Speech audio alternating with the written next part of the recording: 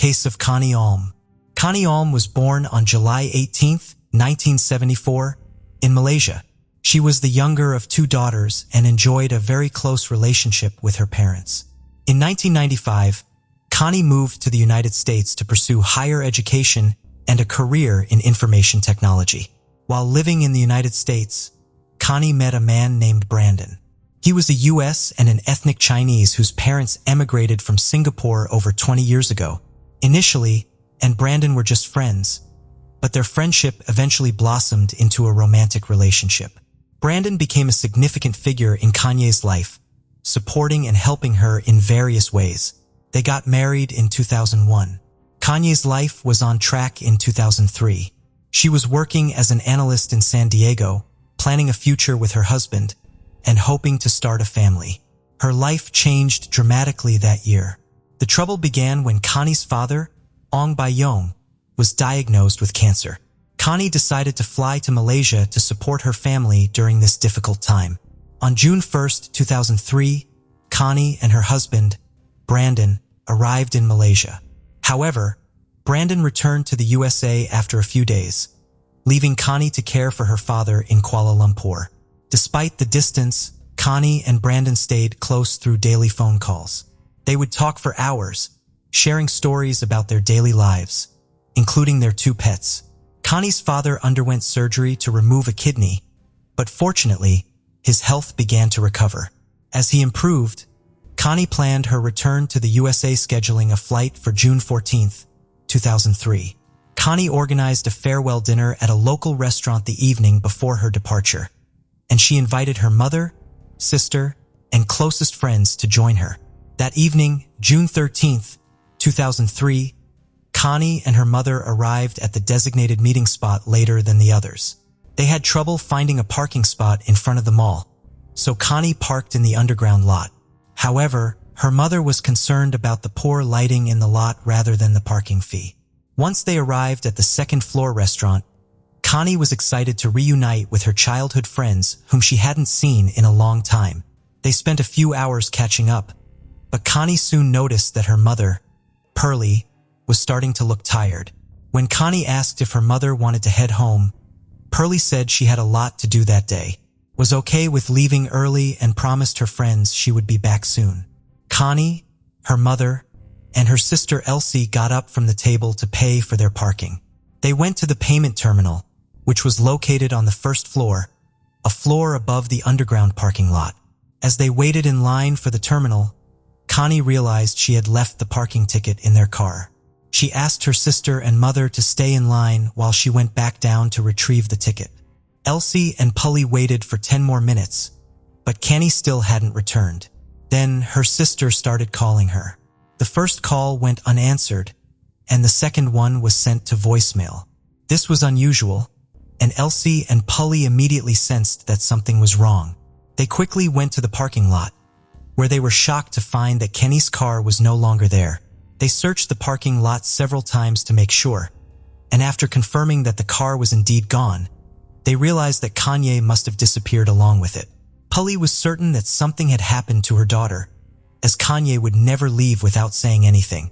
Although the parking lot was poorly lit, it had surveillance cameras that might provide some clues about what had happened. The mall security initially refused to show Kanye's relatives the footage, but relented after her mother begged for their help. At midnight, Prilly and Elsie sat in front of a monitor and watched the shocking footage, which confirmed their worst fears. The footage revealed Kenny's car speeding out of the underground parking lot, crashing through the barrier. Although the footage quality was poor, it was evident that a man was driving with Connie in the passenger seat.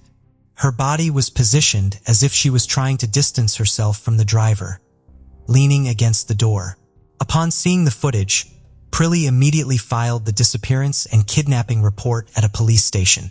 The police launched an investigation, while Kanye's family and friends drove around Kuala Lumpur, desperately searching for her purple proton tiara. Meanwhile, Brandon, Kanye's husband, began to feel a sense of unease. He tried calling his wife multiple times, but she didn't answer. He then contacted her mother, who informed him about the events that had transpired. The news of Kanye's disappearance left Brandon in shock. Prilly could hear him sobbing over the phone. As dawn broke, Kanye's friends and family reluctantly returned home, their search efforts having yielded no results. The police disseminated information about the disappearance and conducted their own search, but unfortunately, it didn't lead to any breakthroughs. Even the footage from the mall's parking lot, where Kanye was kidnapped, failed to provide any leads on identifying the driver of the car. More than 72 hours have passed since Kanye's loved ones last saw her. Authorities believe that if she was kidnapped, it wasn't for ransom. If money was the motive, the kidnapper would have demanded it by now. A disturbing find was made by police when they discovered Kanye's car left empty on a city street. The front right tire was severely damaged, indicating it had been driven on while flat for some time, causing it to shred. In the back of the car, a large red stain was found on the passenger seat. Forensic experts collected evidence, including scrapings from the back seat, fingerprints from the steering wheel, and other parts of the car. There were many clues found in the vehicle. Connie's family and friends held on to hope and prayed for her safe return. However, their hopes were crushed the next day after her car was found. On June 17th, a road worker detected a strong, foul smell coming from a manhole near the highway. Upon lifting the lid, he discovered a body that someone had attempted to burn using 2 car tires and sticks. A team of leading forensic experts from the Royal Malaysian Police immediately arrived at the scene. They found 2 car tires filled with concrete which had been used as stands for road signs lying on top of the body. It appeared that whoever had hidden the body trying to make it harder to identify. Although the discovery of the body seemed to confirm the family's worst fears, Kannie's mother, Prilly, refused to believe that her daughter was dead without official confirmation. "Until they confirm it, we will continue to hope that she will turn up alive," she said. The family went to the morgue, but the doctor said that they couldn't confirm the identity of the body yet. Connie's family members provided DNA samples for comparative analysis. Unfortunately, the results confirmed their worst nightmare. The body was indeed that of their daughter, Connie. Some sources claim that before the DNA test results, Connie's family identified the jewelry on the body. However, as a loving mother, Prilly held onto the hope that her daughter was still alive until the very end. The emotional torture she endured is unimaginable. The autopsy revealed that Connie had 2 stab wounds to her abdomen, and a medical forensics expert found signs of strangulation.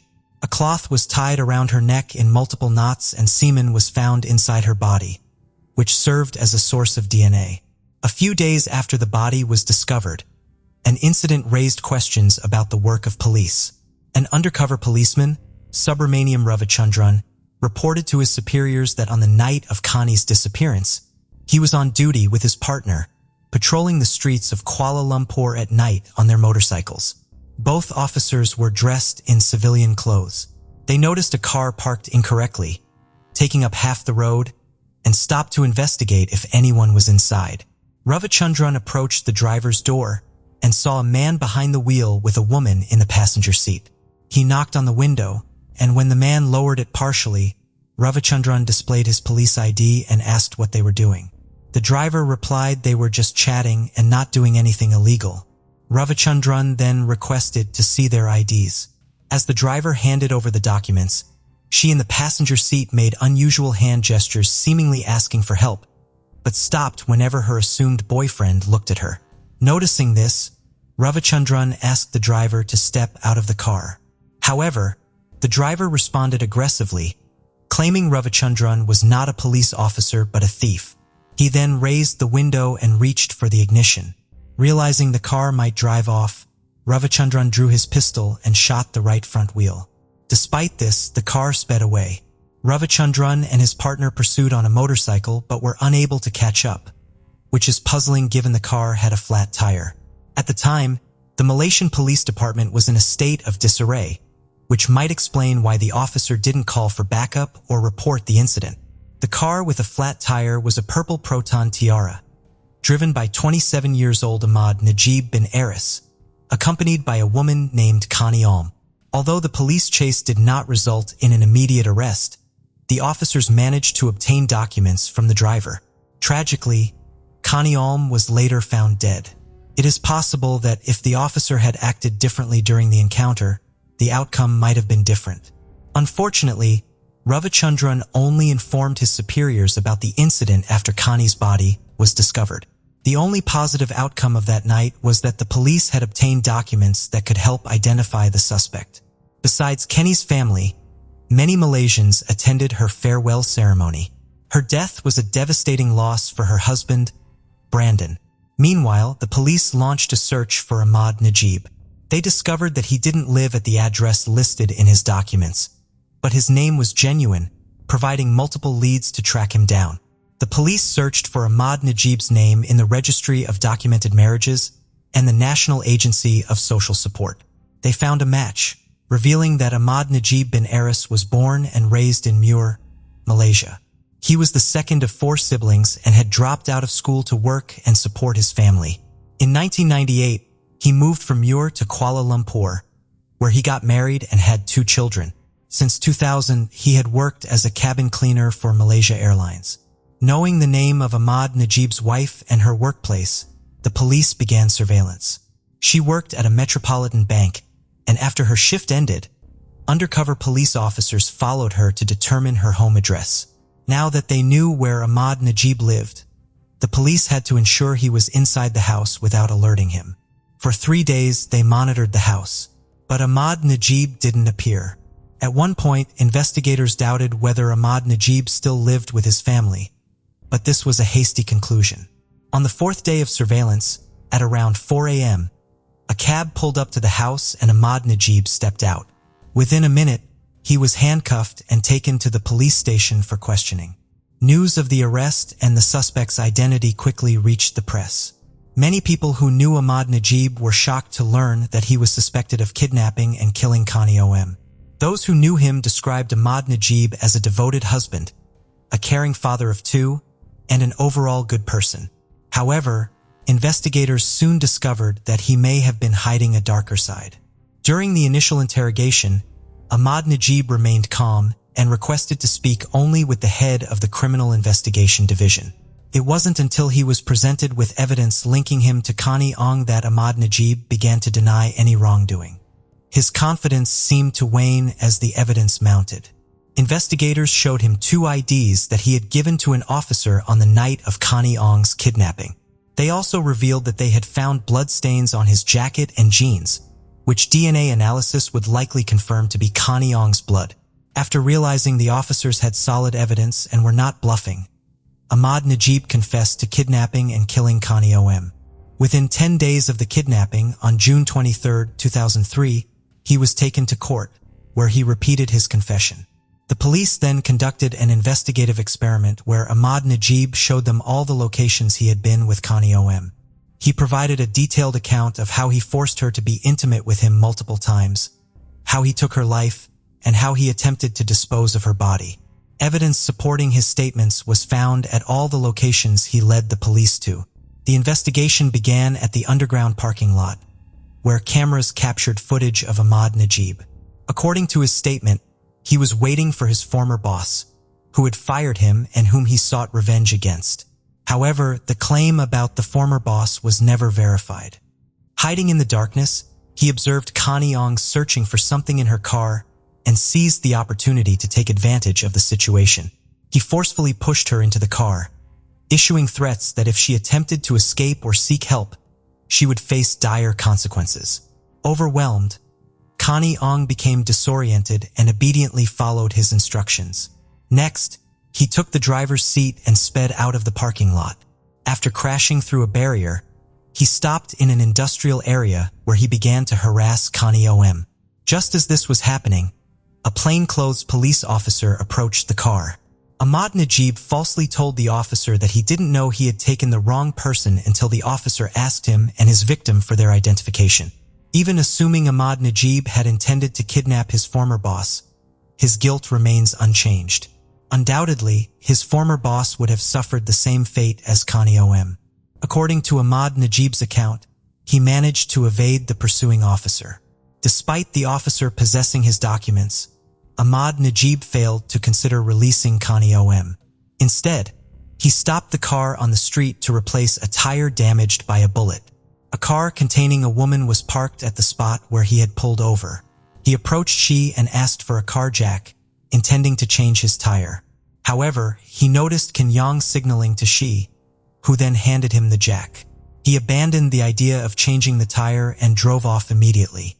Later, he stopped at a secluded area and used a knife to threaten Kenyang, forcing her to engage in intimate acts with him.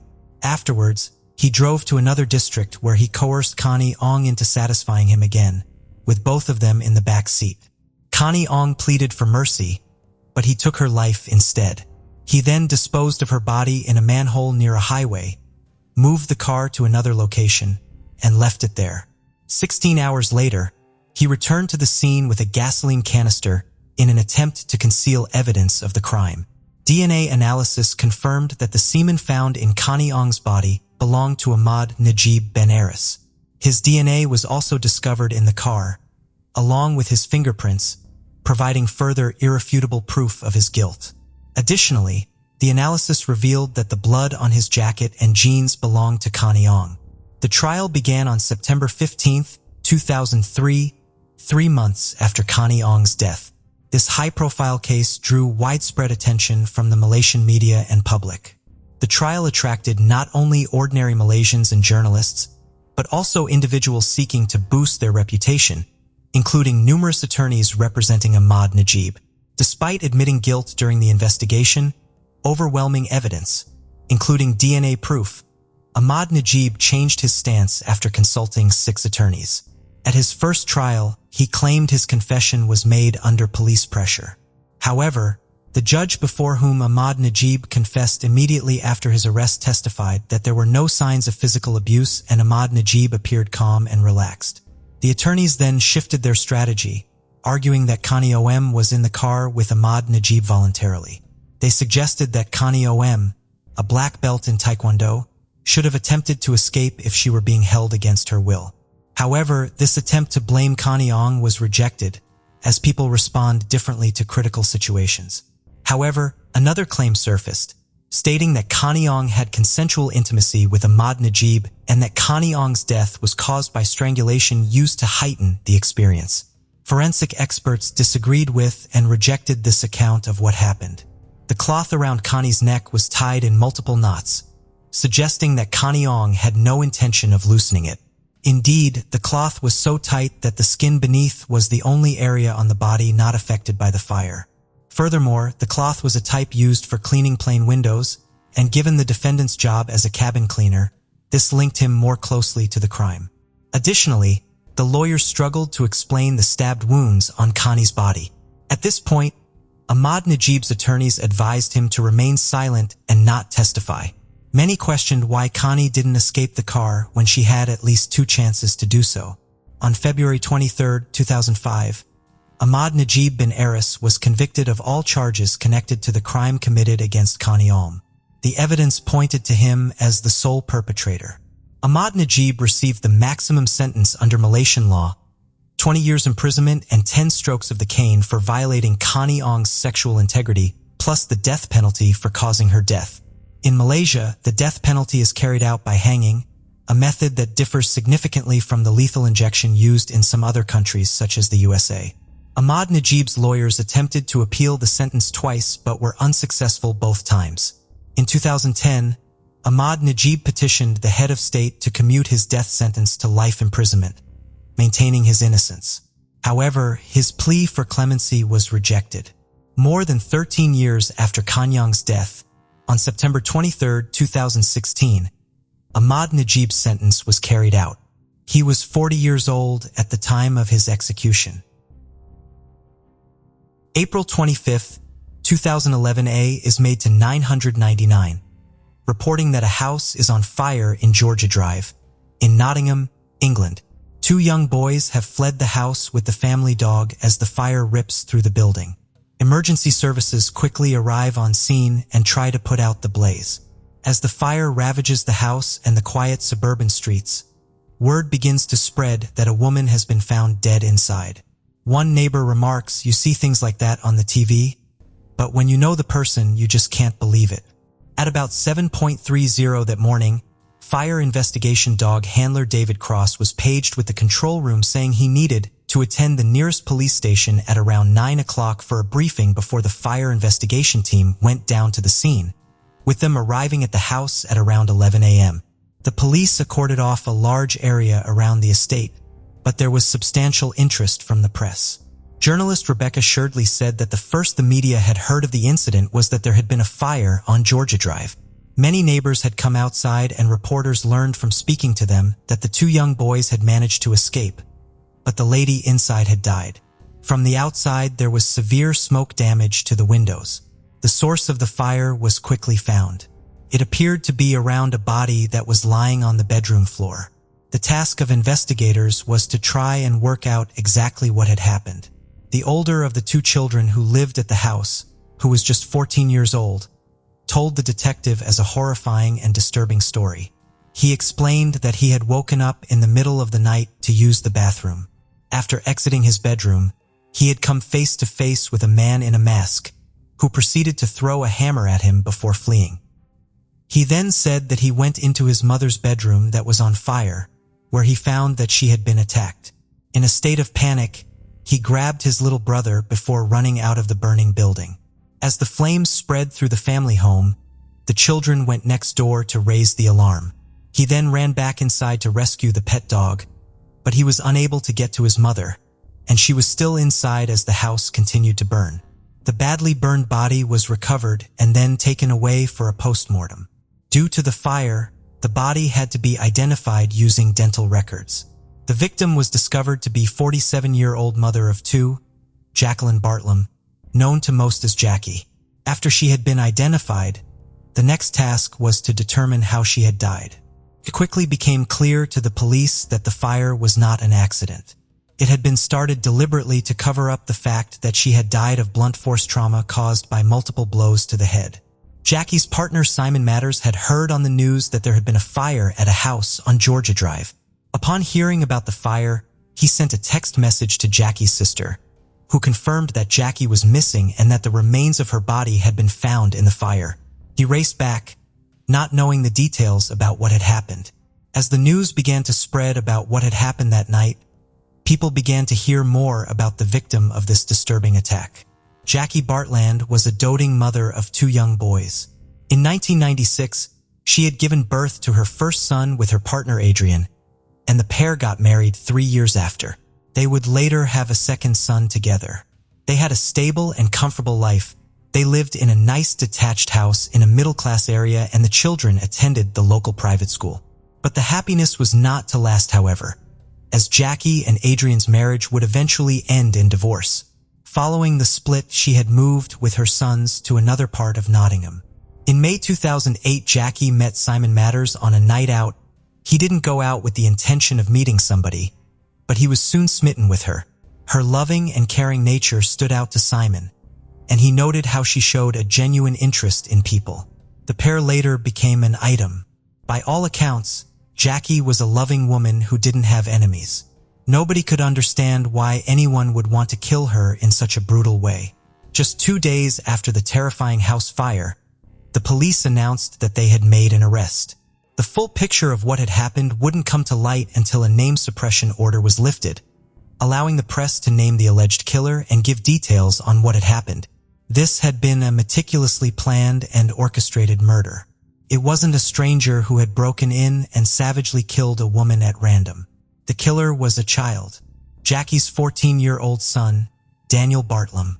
Daniel was born on the 11th of November 1996, with his little brother being born several years later.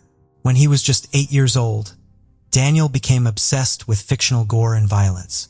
As he began to retreat further and further into his dark world, he became more reclusive and isolated.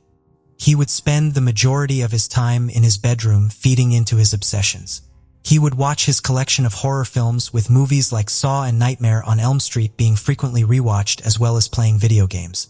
Just 12 months after becoming obsessed with gore and violence, his life would be turned upside down. His parents' marriage fell apart and the couple would later divorce.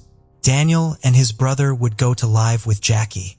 Jackie went out of her way to try and minimize the disruption and continued to pay for his private schooling for around 6 months until it was no longer affordable. The divorce, as with many separating couples, had huge financial implications for the family. Due to the financial strain, she had to remove Daniel from his private school and instead sent him to the local comprehensive. Forensic psychologist Professor Kevin Brown said that as he had been removed from his private school and sent to a state school, he could have experienced bullying and feelings of ostracization from his classmates, as well as feeling a loss of status. It was also around this time of him changing schools that Simon and Jackie began to discuss moving in together, with them both selling their houses and buying one as a couple. But although they found several houses that they liked, they weren't able to find one that Daniel approved of. It was then too that Daniel's behavior began to change even more, becoming defiant and playing up.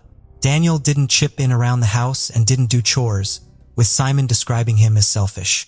Alone and frustrated with things happening that were outside of his control, Daniel began to isolate himself more and shut himself off from the world.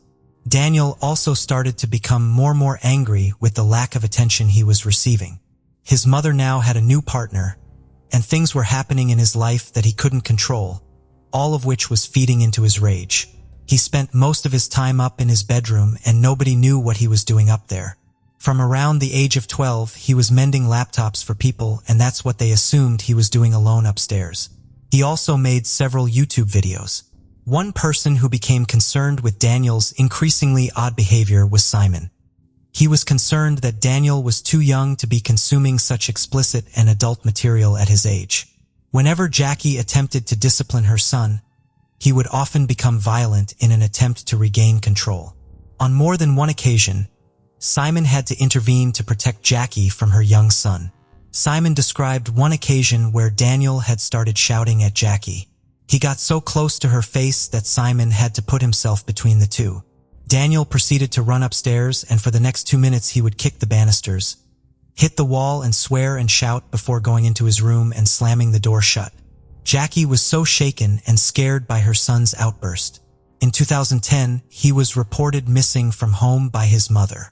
Frantic with worry, she contacted the police, sparking a huge search to try and find him. He was eventually found at 1 a.m. by officers as he was walking back to the old home his family had shared before the divorce. The police took him back to his mother's house, where she was again back at square one. Jackie continued to bear the brunt of his increasingly worrying behavior. She found a smaller and more affordable house in the Arnold region of Nottingham. In preparation for the move, Simon helped Daniel pack up his old bedroom. He found plastic toy boxes that were full of urine and feces that had clearly been there for some time. He also found dirty towels that Daniel had used to clean himself that he had then hidden under the bed. Simon was horrified and became even more concerned for Daniel. He soon made another disturbing discovery. Hidden in a laptop bag were a load of Jackie's underwear that she had been looking for. Forensic psychologist Professor Kevin Brown has argued that this was not due to a sexual motive, but rather an attempt to gain attention. Daniel's strange behavior was also noted at school. Following an outburst of violence, in May 2010, he was referred to the school counselor. After this, concerns would continue to mount. In his counseling sessions, he would speak about hearing voices and how the voices were telling him to hurt people. He discussed visions he was having of killing people, and also spoke about how his school tie that he had called Fred had a life of its own and was trying to strangle him. He would also spend hours writing stories with Simon, saying some of them focused on children killing each other. He would draw pictures of people stabbing each other, with this taking place around a year and a half before the murder of Jackie. He had gone from consuming violent media to creating and producing it himself. As he moved into his early teens, he continued to feed into his fixation with violence in film. It was also around this time that he began to watch soap operas. Emmerdale and Coronation Street became ones he especially enjoyed, with one character in particular becoming an obsession for Daniel. The character of John Stape was a regular on Coronation Street, who started in 2007. He quickly became the villain of the show, involved in several major storylines, including kidnap and murder, before being killed off in 2011. One of these storylines involved him battering another character called Charlotte Hoyle with a hammer, before leaving her body in the wreckage of a tram crash to cover up his crime. Other stories that Daniel wrote involved him being the most famous soap opera star that had ever lived, and had been on a soap for 50 years, highlighting his desire for either fame or infamy.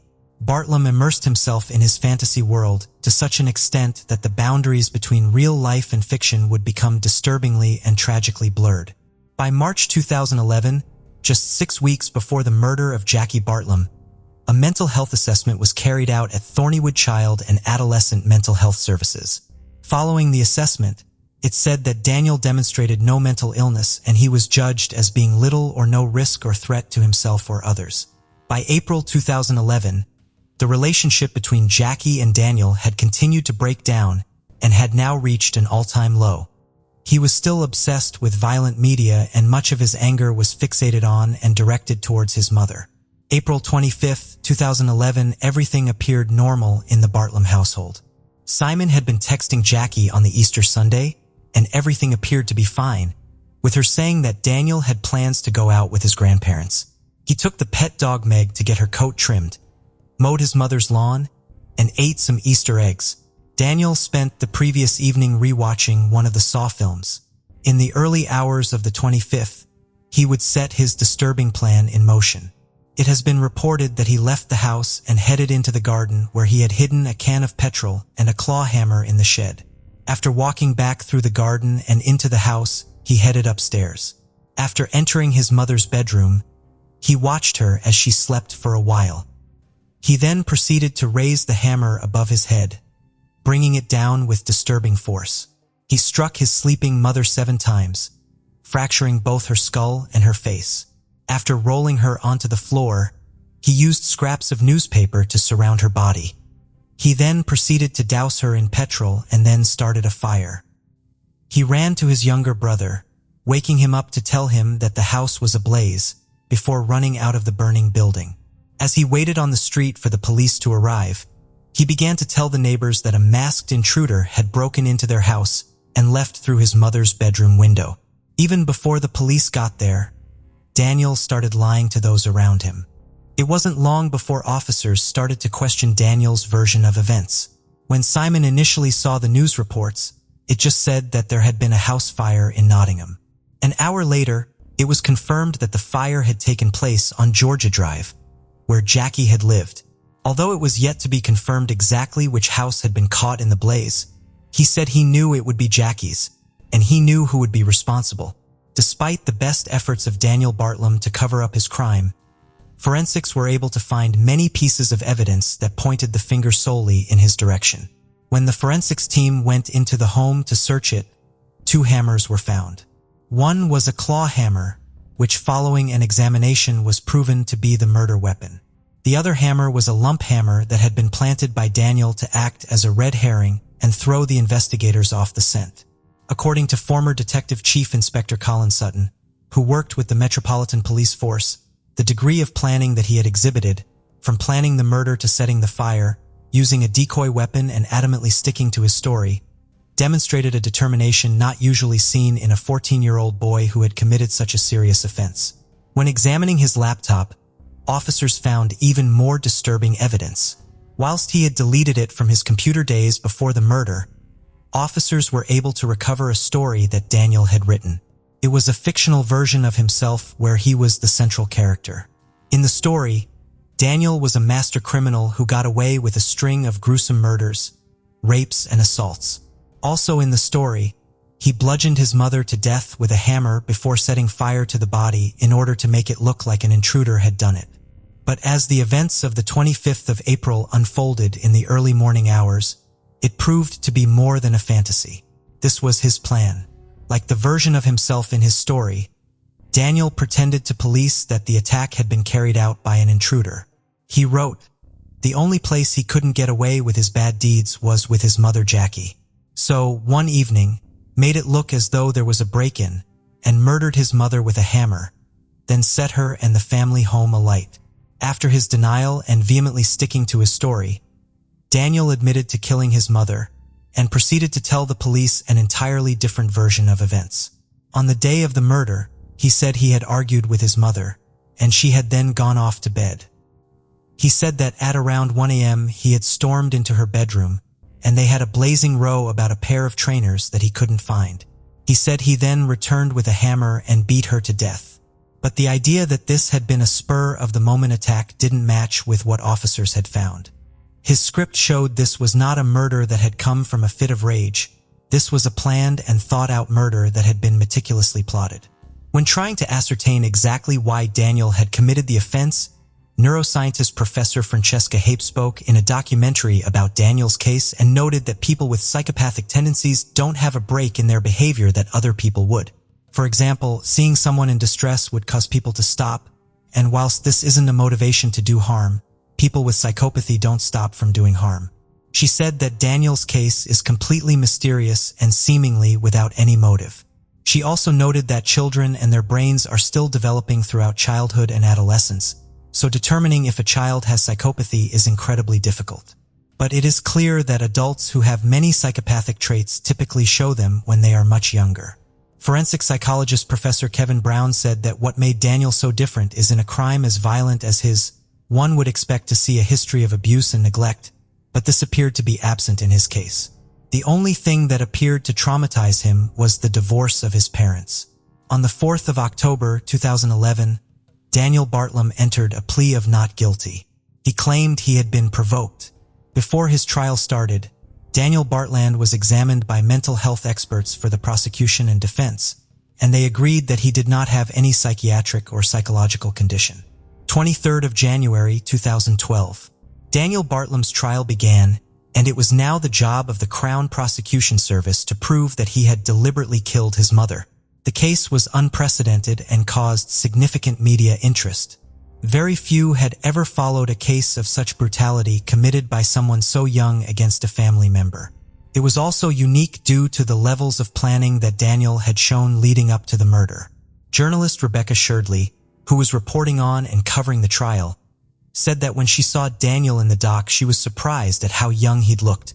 She said he didn't look 14 years old, he looked maybe 11 or 12. She also described him as sitting meekly in the dock, but when he was cross-examined after giving evidence, he became arrogant and gave as good as he got. He would put his head in his hands frequently, but not seemingly due to remorse or shame, as he was peeking through his hands to see who was watching him. Simon Matters, Jackie's partner, believed this was all for show. There were no tears. There was no remorse. It appeared that Daniel was completely disinterested and couldn't be bothered to pay attention. Daniel's barrister had asked if he had planned on killing his mother. Daniel replied, "I didn't plan to kill her at that time." In court, the jury heard that Daniel had immersed himself in a fantasy world and the boundaries between his fictional and real life had become tragically blurred. He told the court, "In the story, I got away with it, and I thought I could get away with it in real life." The evidence was overwhelming, so the defense Daniel used was that he had committed the murder after suffering verbal and physical abuse at the hands of his mother. This gave him a defense in law of loss of control which, if proven, would reduce an allegation of murder to manslaughter. But this contradicted what many people knew of his mother. Jackie was known to be a kind-hearted and good-natured woman, and nobody had ever seen her mistreat her children or be abusive. His arrogance seemingly knew no bounds.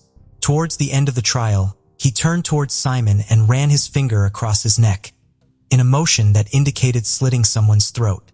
Simon said he didn't find it intimidating. He said it was just Daniel being Daniel. After a 2-week trial, Daniel Bartlam was unanimously found guilty of murder. When the jury came back with the verdict, Daniel hung his head and looked down towards the floor, appearing as if he was about to cry. Some have speculated that this wasn't due to remorse, but more likely a realization that his life was effectively over. The judge, Mr. Justice Julian Flo, said, "I am quite satisfied that there was no physical or verbal abuse by your mother, such as you alleged in your evidence at trial." The judge also added that it was a grotesque and senseless killing. On the 2nd of April 2012, Daniel Bartlam was sentenced to life in prison with a minimum term of 16 years. He is eligible for release in 2028, but this will not happen if it is deemed that he is still a danger to others. Upon being unanimously convicted and sentenced, Mr. Justice Julian Flo, who had presided over the trial, decided to have the reporting restrictions lifted. The decision in this case to lift the anonymity on Daniel's identity and release his name and details of his crime to the public, despite his young age, allowed for the press to report on exactly what had happened. Detective Chief Inspector Kate Maynall, who had led the investigation, said she had never dealt with such a horrific case. The level of violence, degree of planning, and extent of his lies is not only shocking, but it is also chilling that a boy of 14 could do this. This murder has devastated everyone involved. There is only one person who knows why it happened, and Daniel has lied consistently throughout, making attempts to besmirch Jacqueline's character. Everyone who knew her knew she lived for her children and was a warm and loving mother. Maybe one day Daniel will tell the truth, as there are several gaps that only he can fill. In a statement released on behalf of the family, Jackie Bartlam's parents said that Daniel's attempts to depict her as a bad mother couldn't be further from the truth. She was, they said, a wonderful, loving, and caring woman who would always be there to help if anyone was in trouble. The statement said that the family was still struggling to come to terms with what Daniel had done. We find it so hard to explain what we're going through. There are no winners here because not only have we lost Jackie, but we have lost Daniel too because of what he's done. We know it was the right result at court, but trying to understand how a boy you have loved for 14 years can do something like this is so difficult. The most difficult part for us, and something that only Daniel can answer, is why. Simon has said that although he doesn't hate Daniel, he doesn't love him either, saying he has no feelings towards him at all. I believe in forgiveness, but there's some things you can forgive and some things you can't. It was reported recently that Simon had received a letter from the Ministry of Justice telling him that Daniel Bartland was to have his sentence reviewed as he had moved to an adult prison. The letter read, Simon said he was horrified by the decision. I don't believe that he can be rehabilitated with what he did and the horrific nature of it, and the way he was so manipulative. My only fear is that he will have manipulated the parole board and pretended he's better. That's my only fear. I don't fear him.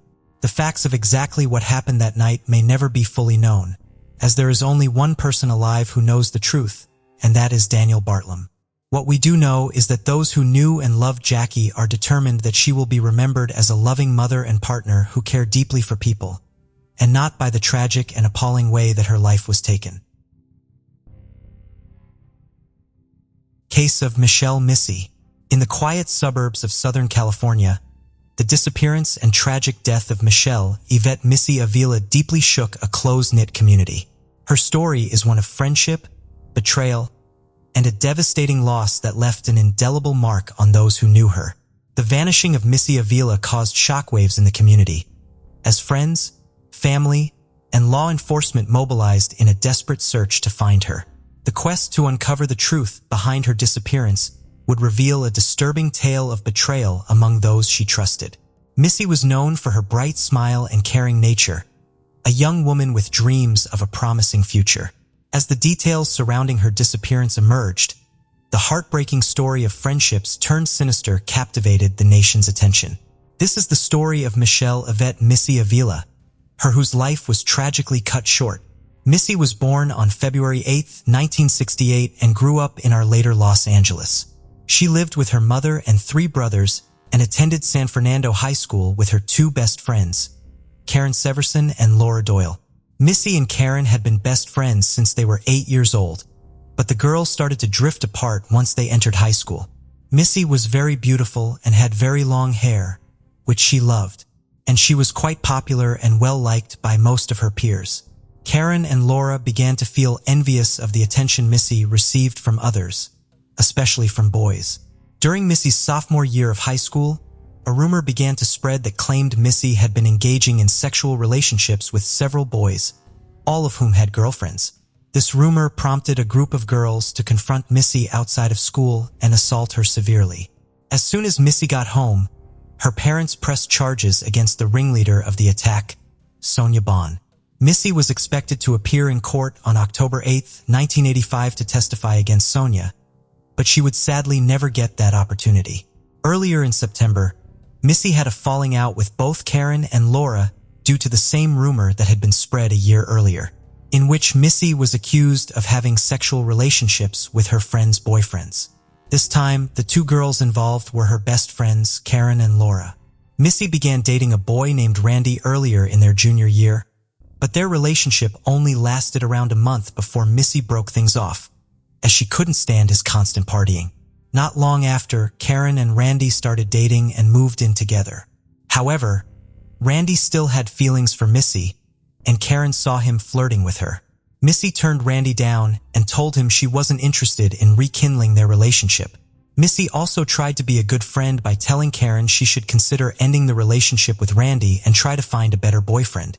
This angered Karen, and she and Laura spread rumors again and decided to confront Missy at one of the parks in their neighborhood. Missy tried pleading with them, telling them she would never betray either of them like that, and that these were the same rumors that were spread the year prior. Eyewitnesses claimed that Karen was seen shouting at Missy, threatening her with a broken beer bottle, pushing her to the ground, and slapping her before she and Laura stormed off. This incident occurred 10 days before Missy's murder. Not long after that incident, Laura expressed regret and contacted Missy, and the two of them decided to put everything behind them and continue with their friendship. However, Karen was still avoiding Missy until October 1st, when she contacted Missy and sincerely apologized to her about everything that had escalated between them. This meant a lot to Missy, as she had started to miss her friends, and the trio made plans to hang out at Stonehurst Park later that same day. On October 1st, 1985, Missy told her mom that she made plans to hang out with her friends and her mom gave her permission to go, but she had to be back home by 6 p.m. Missy went outside and waited for Laura to pick her up. After Laura picked her up, the girls drove around for a while before making their way to Stonehurst Park, where they parked the car and waited for Karen to show up. A few minutes passed and Karen pulled into the parking lot with their other friend, Eva, in the passenger seat. That's when things took a turn for the worse for Missy. When Karen entered the parking lot, she parked extremely close to Laura's car, rolled down her window and began yelling at Laura. Laura also rolled down her window and started yelling back at Karen. Missy and Eva just sat there, shocked, watching their friends shout abusive things at each other. Missy had no idea what they were arguing about. Suddenly, Karen backed up and sped out of the parking lot, and Laura followed her for 45 minutes. They drove recklessly north of the city and into the mountains, both girls driving with such extreme anger that Missy and Eva were begging the girls to calm down and pull the cars over. The girls drove right into a parking lot that led to a huge forest. Laura and Karen got out of their cars, confronted each other, and continued to fight. Missy got out of the car in an attempt to stop her friends from fighting. However, as soon as she left the car, Karen and Laura suddenly ceased their argument, turned their attention to Missy, and approached her aggressively. They got so close to Missy that she was unable to re-enter the car or move away from it. Karen then laughed at Missy and informed her that they were not actually fighting and had no animosity towards each other, but rather they were angry with Missy. They revealed that the entire situation was a ploy to lure Missy into the woods so that they could confront her and teach her a lesson. They then shouted at Missy and explained that they had spread the rumors because they knew for a fact that she had slept with their boyfriends and they were not going to let her get away with it. Missy tried pleading with them, telling them again that she would never do anything like that she never slept with anyone, but they wouldn't listen. When Missy started to shut down, the girls grabbed her and pushed her away from the car and towards a trail that led into the forest. Given that Missy was quite petite compared to the other girls, being only 4 feet 10 and 95 pounds, while Karen was 5 feet 2 and over 200 pounds, and Laura was 5 feet 6 and 135 pounds, Missy was unable to defend herself against the constant pushes by the two girls as they forced her to walk further down the trail. Eva was in the car during the entire altercation. She finally got out of the car and started walking behind the group. Eva was not involved in anything the girls did in the forest, and she didn't even know why she was brought along in the first place. When the group was out of view from the parking lot and deep into the forest, Laura stopped and faced Missy, who was crying helplessly and scared, and punched her right in the face. As soon as Laura started punching her, Karen joined in, and within seconds, Missy was on the ground, being beaten, punched, and stomped on. When they stopped, Laura pulled out a knife, grabbed Missy by the hair, and started cutting off chunks of her hair. They did this intentionally because they knew how much Missy loved her beautiful long hair. Karen wanted to join in on the hair cutting, but since she didn't have a knife, she just started pulling out chunks with her hands while Eva stood there watching it all happen. After they had finished that activity, they produced restraints, bound Missy's arms behind her back, and gagged her. Since there was a river around 10 feet away from their location, Laura walked into the stream, looked directly at Missy, began running her hands through the water, gave Missy a smirk, and started taunting her, asking her to come into the water with her. When Missy did not move, Karen seized her, forcefully stood her up and shoved her towards the river, causing her to fall down the hill. Since her arms were restrained behind her back, her face slammed down onto the ground, and she rolled up to the river. Laura and Karen then grabbed her and dragged her into the water. That's when Eva hastily ran back up the trail to the cars. Upon arriving at the cars, Eva realized that both vehicles were locked and too far to fetch assistance. She reluctantly started walking back down the trail until she heard a terrifying scream. She stopped, turned around, and swiftly ran back to the cars, where she lay on the ground in a fetal position and waited for approximately an hour for the girls to return. Eventually, she saw Laura and Karen, who were dripping wet and smiling and laughing. But Missy was not with them. Laura and Karen were holding Missy's body in the water that was 8 inches deep. The scream that Eva heard happened when Missy was briefly able to get her head above the water.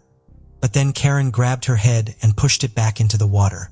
When the girls realized that Missy was near death, they released her, ran to a large log and dropped it on her head. The girls then left the forest, got into their cars with Eva, and went home. For hours later, Laura called Missy's mother, Ricky Neve, claiming that she had dropped Missy off with 3 boys driving a blue Camaro after getting gas. Laura said she returned to the location, but Missy and the boys had already left. On October 4th, 1985, Missy's body was found face down in a stream in Big 2 Hanger Canyon in Angeles National Forest, 3 days later by a group of hikers. Police found that she had been forcibly drowned in 8 inches of water and her waist-length hair had been cut off. A 4-foot log was found on top of her body and cigarettes. Beer and men's overalls were found near where her body was discovered. The girls told Missy's parents and the detectives that Missy had gone off with 2 men in a blue Camaro before she disappeared, which made the random items around the crime scene seem more plausible. This false claim sent the detectives on a fruitless investigation for the non-existent men for 3 years. Irene later said she had no reason to suspect Karen or Laura were involved in her daughter's death because both of them attended Missy's funeral and Laura sent the family a sympathy card with $20. Karen also moved in with Missy's family for a long time, outwardly showing support and trying to help catch the killers, all while closely monitoring the investigation and attempting to divert the investigators from her own involvement. Karen was intensely focused on the murder, frequently visiting Missy's grave, covering the walls of her room with pictures of Missy and newspaper articles about the crime, and repeatedly returning to the creek where Missy's body was discovered. At one point, she even told Irene that she had seen Missy's ghost. After 3 years, on July 26, 1988, Eva Chirumbolo, the other teenager who had taken the 45-minute drive into the mountains, finally came forward and told the police everything that had happened. She explained the rumors, the falling out, the anger, and the jealousy, as well as the details of the murder. Eva said she took so long to come forward because the other 2 girls had threatened to kill her if she ever revealed what she had seen. In March 1990, Karen and Laura were convicted of second-degree murder and sentenced to 15 years to life in prison. The jurors were not convinced that the murder was planned, and they rejected the first-degree murder charge. Karen Severson was released from prison on December 9, 2011, after serving 21.5 years, and Laura Doyle was released from prison in December 2012, after serving 22 years. Karen Severson attempted to profit from her crime by writing a memoir about the murder and her prison life, but the book did not do well. She also made a deal for a movie to be made about it, but Avila's family sued her in 2015, seeking to take the profits from the sales. As a result, the state of California passed Missy's law, requiring entities who are helping publish works made by criminals to contact the families of the victims about the said works. Missy's story has sparked conversations about the impact of bullying, the complexities of teenage relationships, and the importance of fostering a culture of empathy and kindness. Community initiatives and support networks have emerged to provide resources and support for those affected by similar experiences. As we remember Missy, we honor her memory by working to create a world where friendships are built on trust and compassion. Her legacy serves as a reminder that every individual deserves respect, kindness, and the opportunity to live a life free from harm. In the end, Michelle Yvette Missy Avila's legacy will be one of resilience and hope. May her memory inspire us all to stand up against bullying, support those affected by betrayal, and work towards a future where understanding and empathy prevail. In Wives Swap USA took to the screens.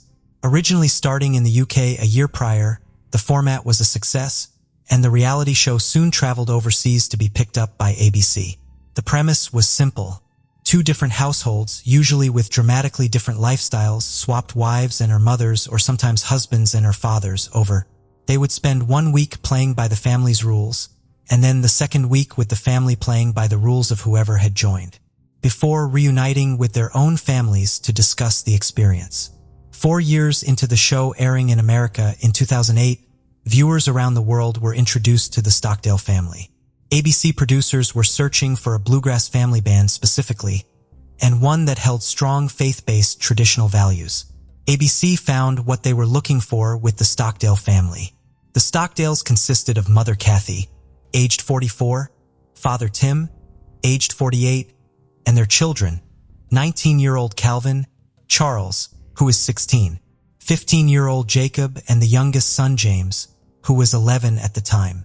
It's said that despite Kathy and Tim being initially reluctant to want to participate in the show, the 4 boys were eager for the experience, and eventually the family decided to take the ABC producers upon their offer. Kathy and Tim had moved from the big city to a secluded and rural area in a village called Beach City in Stark County, Ohio, to raise their 4 sons. They lived on a farm on Dolphin Street, southwest in Bethlehem Township. Tim worked a full-time job, leaving the house every day at 5:30 a.m., and Kathy stayed at the farm to homeschool the children.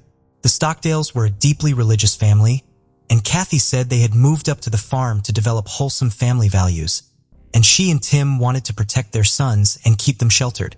Each person participating in the swap has to leave a list of rules that acts almost as a manual and explains the family's dynamics. In this extensive write-up, Kathy explained that the children were banned from watching TV, playing video games, listening to music unless it was approved by Kathy and Tim, and they weren't allowed to date. "I have never been on a date," 16-year-old Jacob said on the show. "There's better ways to find out about girls than dating." The children were homeschooled so Kathy, in her own words, could control their character and education, away from any influences of other students or teachers. She said that they ate breakfast at the same time every day, but if her boys were not on time, she would give them 2 minutes to arrive and then charge them 25 cents for being late. In order to earn privileges in the house, the boys had to complete chores to get tokens, which would go onto a chart on the wall. They could then exchange the tokens for things like listening to a family-approved radio show.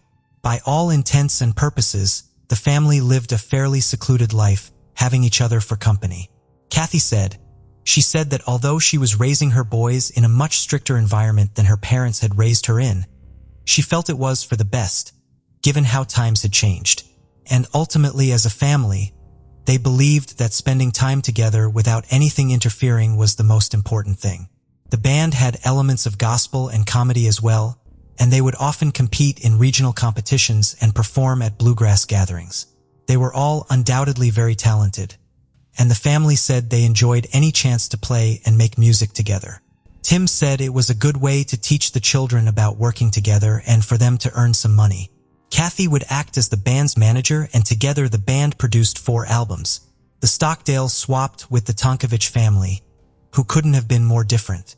Lori Tonkovich attempted to change things up by giving the brothers more freedom, but she was met with fierce resistance. Lori said, "When I switched the rules and I was going to let them have fun, let them have television and video games and experience life a little bit, Jacob ran outside crying, and when I went out after him, I asked him what was wrong, and he said that his mom and dad would tell him he would burn in hell."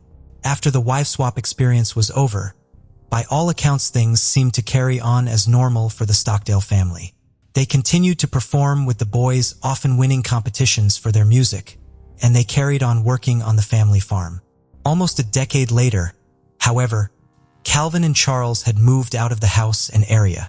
They had also officially left the family band, although they did still play music with them in the home whenever they returned to visit. Calvin began working at Hillsdale College in Michigan and Charles was studying to be a doctor in Philadelphia.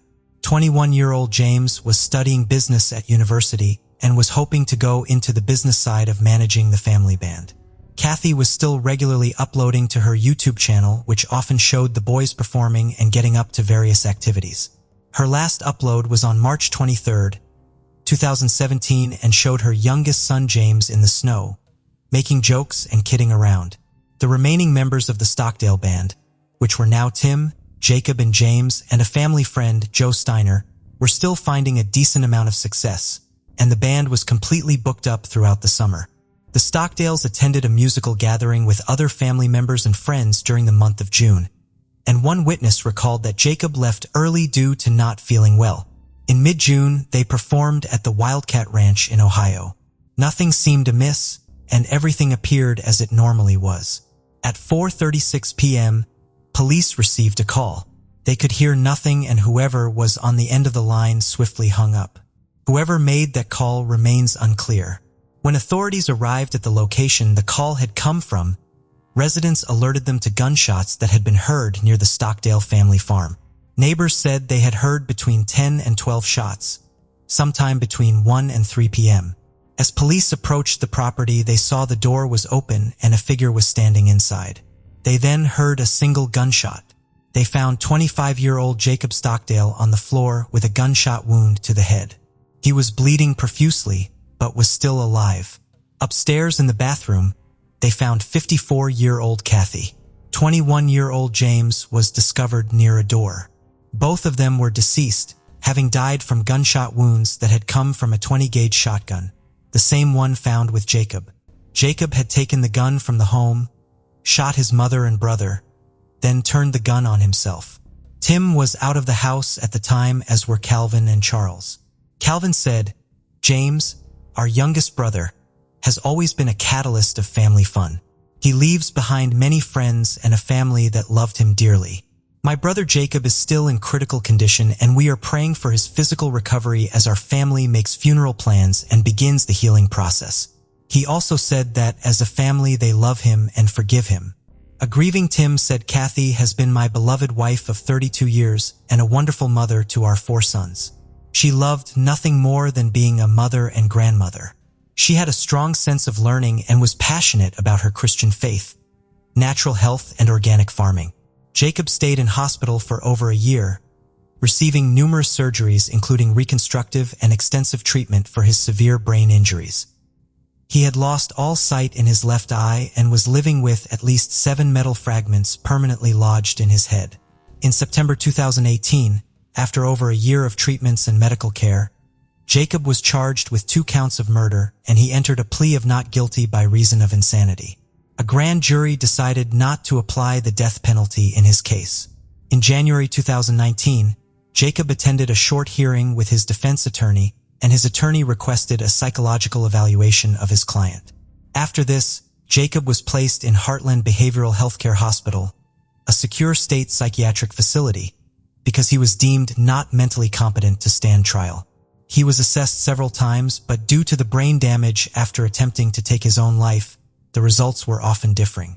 He tried to escape from the hospital twice, first in November 2019 by hiding in between book stacks, and a month later when he was caught trying to blend in with people walking out of the institution. A doctor who had been asked to assess Jacob said he was confident that after a year of treatment in Heartland Healthcare, he should be competent to stand trial. The trial was still proving tough to get started for various reasons. Delays due to the COVID-19 pandemic had pushed everything back, and Jacob's complete silence during the hearings meant it was even harder to move forward.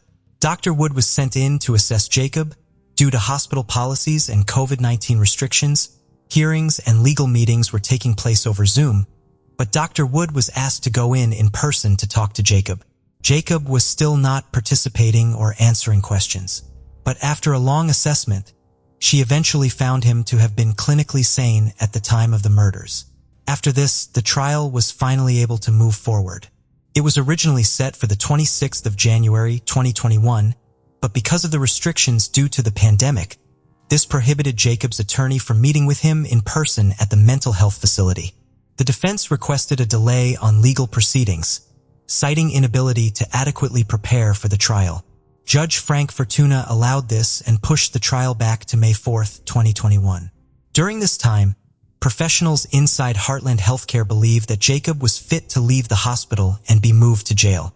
Jacob had been keeping on top of his medications and participating in group therapy sessions and activities and seemed to be making big improvements.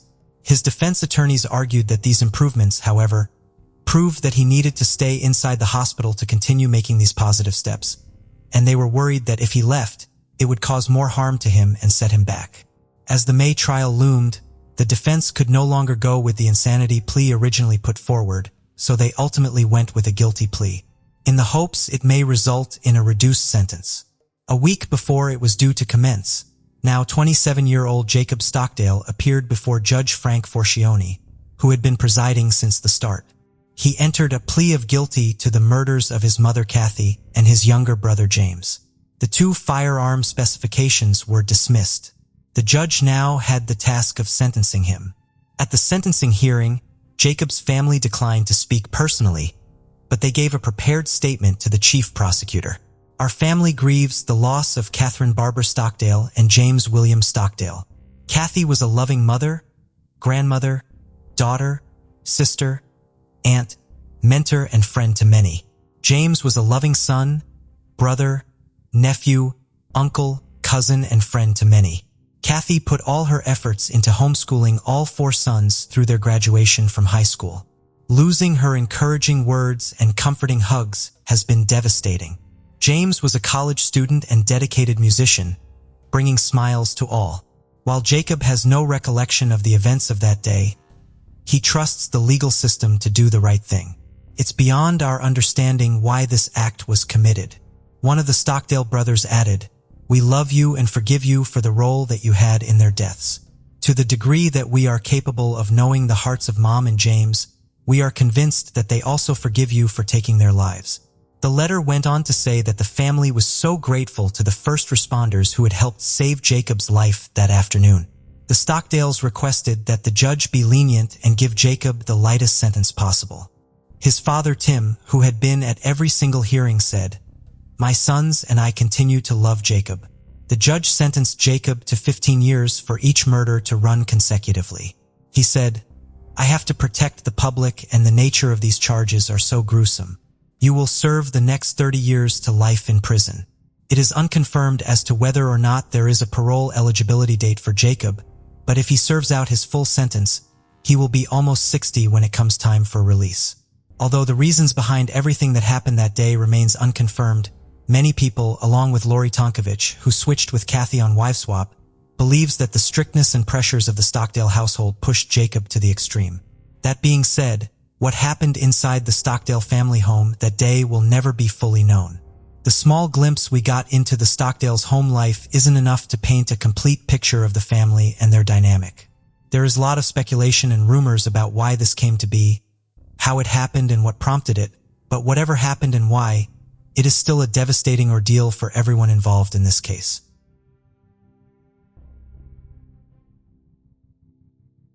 Case of Ricky Neve. After 28 years, DNA from the clothes worn by 6-year-old Ricky Neve on the day of his tragic death matched with James Watson, who was a teenager at the time and had managed to evade justice for so long. Despite his mother's harsh way of raising her children, she seemed burdened with remorse and guilt for her actions, driving her to seek justice for her son's murder.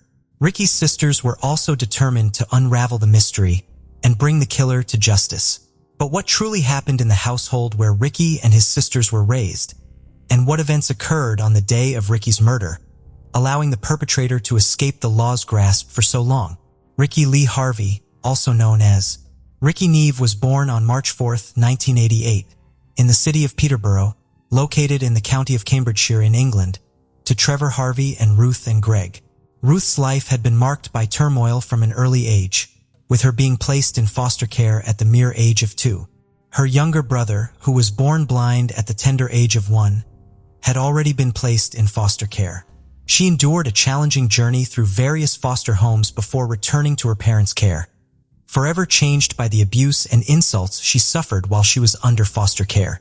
Her empathy and affection dwindled with time, which was an observation made and reported by her mother to the authorities, a struggle that the mother had been dealing with too for quite some time. Tragedy struck again when Ruth's parents took their own lives as a suicide pact later on, leaving her to face the world alone once again. At 16, she met Trevor Harvey, settled in Cambridgeshire, and gave birth to their first child, Rebecca Maria Harvey, in 1986. They had their second child, Ricky, 2 years later. Their happiness was short-lived, as Trevor and Ruth separated when Ricky was only 3, but Ruth met Dean Neve not long after. They married and welcomed their first daughter into the world, and named her Rochelle Neve. The family later moved into the Wellender estate in Peterborough in 1992. Ruth decided to change Ricky's surname to match her new husband's, and he was now known as Ricky Neve. Sometime later, they welcomed another daughter and named her Sheridan Neve. They lived in Red Mile Walk, which was a part of the Welland estate that was well known for its association with crime and drug use. Unfortunately, the family's new home was riddled with challenges as Dean Neve was a notorious drug dealer, and Ruth had succumbed to addiction. She would even spend a lot on drugs to a point of neglecting her children's basic needs. Ricky and his sisters often wandered the estate without proper care, food, or clothing, drawing concern from neighbors who bravely reported the situation to social services. Ricky was the one who took care of his siblings when they were starved, as he would nick something from the shops and bring it to feed his siblings. He loved being clean, so he also made sure they were clean by running a bath for them. Dean was rarely at home, and Ruth often blamed Ricky for this, claiming that he was always away, since he hated his stepson. This made her start hating Ricky, as she would write to Dean during his prison stints, how she had hurt him by punching him and burning him with matches, and how she even wanted to kill him. She hated him more as she claimed that he would always laugh at her. The neighbors, often seeing the children outside, had no idea what really happened in that house. Ruth tormented and degraded the innocent children, frequently burning them with cigarettes and hurling insults at them. At one point, she even wrote "idiot" on their foreheads and forbade them from removing it. She would force them to stand for long periods of time while she smacked them on the head. She sent them to buy her drugs even after starving them. An allegation surfaced that she had been seen dangling Ricky by his ankles over a bridge. On one occasion, she forced Ricky to swallow liquid soap, and as he struggled to breathe, he managed to say, "I love you, Mommy." She would strangle the daughters to unconsciousness and even beat them with a hairbrush to the point of breaking it. They were even locked naked in rooms full of urine. The children tried to get the attention of their neighbors, which was often in vain as their cries were not heard by them. Ricky was placed on the at-risk register. After Ruth warned the child services repeatedly that she would kill him, he was taken into short-term care to give the mother some time. However, his files were mismanaged. Ruth, despite the clear evidence of the burns, cuts, and bruises on the children, would get away with it through her false explanations and excuses of accidents, and even blaming Ricky for being clumsy on his part. After 28 years, DNA from the clothes worn by 6-year-old Ricky Neve on the day he died tragically matched that of James Watson, the teenage killer who had managed to evade justice for a long time. Despite her cruelty in raising her children, Ricky's mother seemed burdened with remorse and guilt for her unforgiving actions, which drove her to seek her son's killer. Ricky's sisters were also determined to unravel the puzzling mystery and bring the killer to justice. But what really happened in the household, where Ricky and his sisters were raised, and what occurred on the day of Ricky's murder, allowing the perpetrator to escape the law's grasp for so long? On January of 1995, Ruth was suspected of murdering her own son during that very month. She faced charges of cruelty and neglect under the Children's Act and appeared at Peterborough Magistrates' Court, accused of cruelty towards Ricky and one of her other children. In May of 1995, Ruth was charged with the murder of her son and offenses of cruelty to him and 2 of his sisters. Her trial began the following year in October 1996 at the Northampton Crown Court. Prosecutors told the jury that Ricky and his siblings were treated with cruelty and neglect, backed by witness statements. The prosecution concluded that Ricky was killed in a sacrifice by his mother, based on her numerous death threats to him. Ruth admitted to charges of neglect and cruelty, but denied any involvement in her son's murder. The case hinged on the testimony of a policeman who stated that he had not found the child's body during his search of the woods, where Ricky was eventually discovered on the night of his disappearance. The prosecution claimed the officer might have missed it in the dark. The jurors acquitted Ruth, convinced that she couldn't have moved Ricky's body since the police were with her at the said time. However, she was sentenced to 7 years in jail for the cruelty towards Ricky and his sisters, charges to which she had already confessed. Ruth was released in 2000, but the killer remained a mystery. In 2008, she met Gary Rogers, who married her. By then, Ricky's murder had become a cold case, and the police had given up. Rogers promised Ruth that he would give her all the support she needed to reopen the case and try to find the killer. In 2013, with the help of Cambridgeshire Times editor John Elworthy, they worked tirelessly to campaign for the reopening of the case and eventually succeeded. Rogers secured the original files from Ruth's former solicitor, a collection of 13 boxes with 8 to 12 ring binders filled with papers, and diligently read through each one. They met Paul Fullwood, the head of the local major crime unit at the time, who listened to the evidence they had and saw the reviews that the police had done beforehand. He thought the original hypothesis of Ruth being the killer was fanciful at best, and the more he looked at it, the more he became convinced that they needed to investigate further. Mr. Fullwood organized a cold case investigation with a new team made up of staff not involved in the original investigation. With fresh perspective, determination, and what they deemed as a stroke of luck, new evidence that would help solve the crime was found in the forensic archives. The crucial evidence was a piece of sellotape used to collect fibers from Ricky's clothes. Advancements in DNA technology in recent years have played a crucial role in solving cold cases, bringing justice for victims whose killers were thought to have gotten away, and providing closure to family and friends. An unidentified DNA was found on Ricky's clothes, and forensic tests matched it to none other than James Watson. At the time of Ricky's death, Watson was only 13 and lived at Woodgate's Children's Home in Cambridgeshire, 20 miles away from Peterborough. He had moved there from foster care in March of 1994. On November 25, 1994, 3 days before Ricky's murder, Watson had asked his mother about a young child found dead in the woods. His mother, having no clue what he was talking about, brushed off the conversation, assuring him that nobody had heard of such a thing happening. Little did she know that he would be the one behind such an atrocity just 3 days later. Watson was questioned by the police after several witnesses claimed to have seen them together on that fateful day, but he vehemently denied it, stating he was nowhere near Ricky and that he only caught a glimpse of him. The mother also said nothing about the conversation they had, just some days prior about the made-up scenario of the young child in the woods that would materialize in less than a week with an almost similar description to what had actually happened. Police did not further challenge him, perhaps due to ignorance or their preference for the idea of Ruth being the killer and not some disturbed teenager. They probably didn't know he was disturbed until later. Watson was of course searched for and arrested in April 2016 in connection with Ricky's murder. By then, he was already a serial offender with a criminal record that included stealing cars and an arson attack. At a British transport police station back in 2008. Questioned by the new investigation team about his DNA ending up on Ricky's clothes, Watson changed the story he had initially given to the police. He now said that he might have lifted Ricky to help him see over a fence. This statement started getting him into further trouble. The police tested his claim and found footage from 1994 showing the estate being redeveloped. They discovered that the fence was not built when Ricky Neve was still there, as it was constructed after he was already murdered. The investigators were therefore able to prove that Watson was not only a fantasist, but also a huge liar. However, this was still not enough to secure his conviction, so they started to pull other pieces of evidence together. It was not long until evidence was found that he had inappropriately touched a 5-year-old child when he was around 11 or 12, and his ex-girlfriend had also complained about him strangling her during sex. 2 teachers also revealed how he had become obsessed with Ricky's murder case, showing an unnatural level of interest in it, and even photocopying the front page of the Peterborough Evening Telegraph, which covered the case.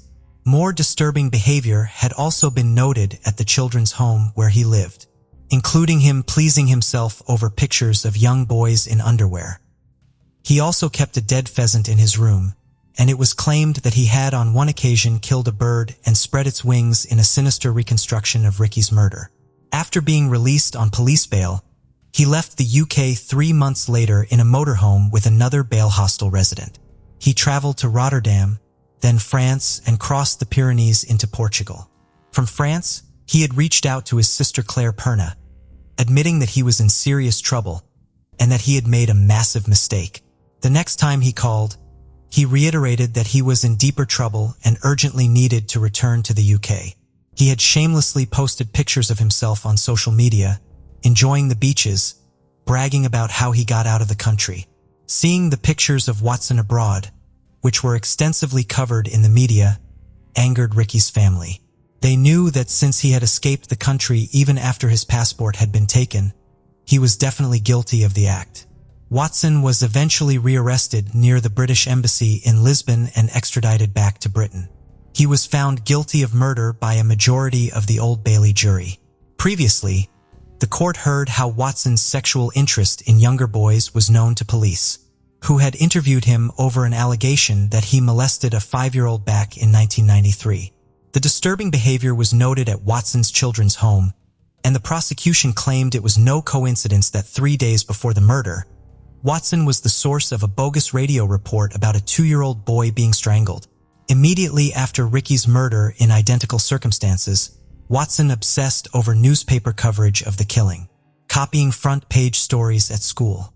The jurors heard that key evidence in the case against Watson included Ricky's last meal of Weetabix taken in the morning, which fixed his time of death at around noon when he was seen playing with Watson.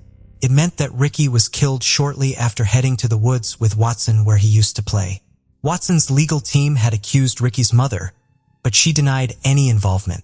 Ricky's muddy Clark shoes also indicated his walk into the woods was a one-way trip and not a case of being murdered by the mother and the body being dragged into the forest, therefore ruling out that accusation. After a trial at London's Old Bailey that took place from January 18th to April 21st, 2022, James Watson, at the age of 41, was found guilty of Ricky Neve's murder. On June 24, 2022, he was sentenced to life in prison with a minimum term of 15 years by Mrs. Justice McGowan. The judge considered Watson's age at the time of Ricky's death as a significant factor in determining the sentence. In June 2023, Watson was granted permission to appeal his conviction. His lawyer argued before the Court of Appeal that Watson was not able to get a fair trial because too much of the evidence from which the killer's DNA could have been recovered was lost or destroyed in the intervening years. This case could have been solved much earlier if the official police records of 6 reported sexual assaults on children in the Welland estate in the 3-year period before Ricky's murder had been thoroughly investigated. If the reports had been followed up, the allegation on his record of touching a 5-year-old could have been a crucial lead to the police in finding the perpetrator. These failures in the investigation add to the list of the many shortcomings in this case. The verdict was a triumph for Ricky's sisters, who had never thought they would see justice for their beloved brother.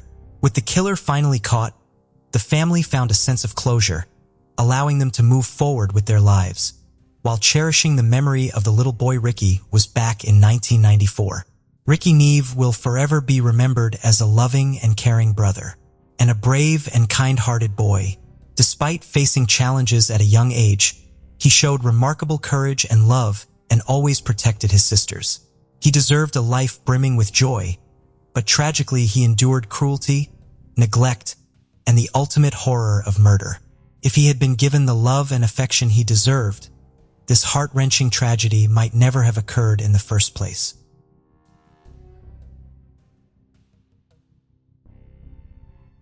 Police sirens were heard throughout the Denver neighborhood on October 5, 1996, in response to a call about an apartment in the 1900 block of East 17th Avenue.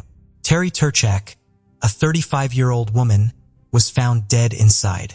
Terry was found by the police to have been strangled and had suffered serious head injuries. What could have happened between Terry and her attacker to cause her tragic death? And who could have committed such an evil act? With a population of 700,000, Denver, Colorado has a vibrant mix of history and culture that draws many visitors to its many museums. With a wealth of historical and recreational sites, this city seamlessly blends the old and the new. The small-town feel of Denver's neighborhoods is reflected in the welcoming locals, who are known for their adventurous spirit, and who frequently know their neighbors by name. However, Denver faces urban challenges, such as having one of the highest crime rates in the country. This problem casts a shadow over its tight-knit neighborhoods. The unsolved Terry Turich case from 1996 serves as a sobering reminder of this darker side of the city's existence. Terry Turich, who was born on May 14, 1961, was from Michigan's vast countryside. She was the daughter of James Cedric Shack, a brave Vietnam War veteran and honorable sergeant in the U.S. Air Force. Possessed a resilient spirit as a child, while the specifics of Terry's mother are still unknown. Her father, James, was the epitome of a loving father to Terry despite his tough exterior as a military man. The fact that Terry wasn't an only child is well known. A few years later after her birth, her younger brother, James Turich Jr., joined the family, and the two of them quickly developed a strong and close bond that lasted well into adulthood. As time unfolded, Terry accepted motherhood with grace. Percud's names are unknown, but one thing was undeniable. Terry was a fantastic mother. James Jr. often recalled her maternal tendencies. Terry was always praised for the attention and love she gave to her children. As the years passed, Terry separated from her husband and had made a home at 1900 East 17th Avenue in Denver, Colorado. She had a complicated love life, although she was in a primary relationship. There were rumors that she was open to other options. Terry's life was in a stable period with friends, family, and the typical ups and downs. She was maximizing her lifetime, but because of the rise and fall of life, it is impossible to predict what lies ahead. Therefore, no one could have predicted that Terry's happy times were coming to an end. Denver's residents appeared to be going about their daily lives on Friday, October 4, 1996. Unaware of the impending tragedy, Terry Turich completed her day at work and left for home with the intention of spending the evening with friends. She relished the solitude of her empty apartment while her kids were away. She got ready to partake in Denver's exciting nightlife as dusk fell. Around 8 o'clock, Terry left her apartment. Her spirit coexisted peacefully with the city's spirit. There are traces of Terry's nights scattered here and there. Around 11:30 p.m., a neighbor saw Terry coming home. Nothing seemed out of the ordinary, but time and events have a way of taking everyone by surprise. The next day, on Saturday, October 5th, the early morning sun casts long shadows over Terry's apartment building, which had become silent. Strangely, Terry's apartment door remained open. After hours passed, a worried neighbor didn't see the open door until the noon sun reached its highest point. He might have assumed she had overslept or that she was taking a shower. Just to be sure, he peered into Terry's apartment and shouted out her name, but he heard no response despite his voice resonating throughout the living room. Terry was nowhere to be found when a quick search of the living room and kitchen was conducted. The neighbor then made an attempt to do a last stop at her bedroom. He, however, couldn't believe what he saw when he arrived. Terry, who he had just seen the previous evening when she was vivacious and alive, now laid lifeless on the floor of her bedroom. His fear increased. He scrambled for his phone as he hurried outside and dialed 911. His voice trembled in shock as he spoke to the operator. Police sirens could be heard in the distance, getting louder and louder until there was a discord outside Terry's apartment. Police officers who had mastered composure intervened to take control while masking their internal dread. When Terry Turich's body was found, her case was launched immediately. The entire community was affected, not just her family. Detectives from the Denver Police Department led the investigation to find out what caused this sinister discovery. They understood the significance of the scene in front of them right away.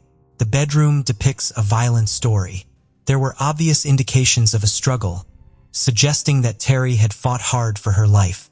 In an effort to fill in the blanks of that fateful night, neighbors mentioned disturbances between 1 o'clock and 1:30 a.m. The door to Terry's apartment was obviously left open, a spooky invitation to the horror inside, but nobody had reported seeing anyone leave. Detectives speculated that the perpetrator might have known Terry or had gained her trust in order to take advantage of it in the most wicked way, given that there was no sign of forced entry.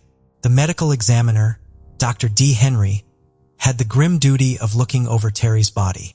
The outcomes were unexpected. Terry had been severely assaulted in addition to being killed. Her death was attributed to strangulation, but there was also evidence of blunt force trauma, making for a horrifying end to a life that had otherwise been full of promise. A hair found on Terry's thighs stood out as detectives searched Terry's body. They hoped that this small strand of hair would hold the key to discovering who killed her. Investigators connected with Terry's friends and neighbors to piece together the story, and it didn't take long for perplexing tidbits of information to start to emerge. Around 11:30 p.m., Terry was last seen entering her apartment, and a neighbor noticed she wasn't alone. She was accompanied by an African-American man with a unique afro. It was unknown if he was a friend or enemy, but he was the last person seen with Terry. The timeline was further complicated when a different neighbor reported hearing noises coming from Terry's apartment around 12:30 a.m. It's interesting to note that Terry was observed knocking on another neighbor's door at 1 o'clock, appearing to be hurt and pleading asking for money. Could this be connected to the man she was seen earlier with? Terry's boyfriend, whose identity was kept private, provided the information that was the most revealing. While he had a story from the week before that raised questions, he had an alibi for the night of the murder. Terry and her boyfriend had been robbed and assaulted inside Terry's apartment by 3 unidentified African-American men. Was this incident related to her eventual homicide in any way? The detectives were plagued by that question. The weeks that followed saw the pursuit of leads. Terry was seen with a mysterious man who later became a person of interest. Was he related to the assault from the previous week? Or was Terry's request for cash that night somehow connected to him? Despite the police's best efforts, the reliable evidence required to identify a suspect eluded them. Even though a key suspect was brought in and subjected to questioning and DNA testing, disappointment sets in when the results were revealed. It did not match his DNA. With each passing day, the community's suffering grew worse. For clarification and some semblance of justice, the neighborhood looked to the detectives. The loss of Terry left her family devastated, and they clung to the hope that the offender would be caught and punished. But as the weeks turned into months, the once shining trail started to fade. Despite their best efforts, the detectives had to face the harsh possibility that they might never catch Terry's killer. Sadly, leads that had once shown promise dwindled, and the case became unproductive. However, the cold and seemingly unsolvable case experienced a sudden and unexpected resurgence in 2004. Time's veils, which had concealed clues and obscured the way to justice, were now starting to lift, nearly 10 years after the horrifying incident. In August of that year, there was a significant development. A hit was detected by the Cody's DNA system. It matched the DNA evidence that had been taken years earlier from Terry's body. For the investigators, this DNA had always been a loose end, a piece of the puzzle that wouldn't fit anywhere. But now there was a lead. The investigation into this reopened case was given to Detective Dixie, an experienced detective. She was determined to follow this new lead and see where the investigation would go. And this DNA trail led them right to Ricky Dawson thanks to her analytical mind and methodical approach.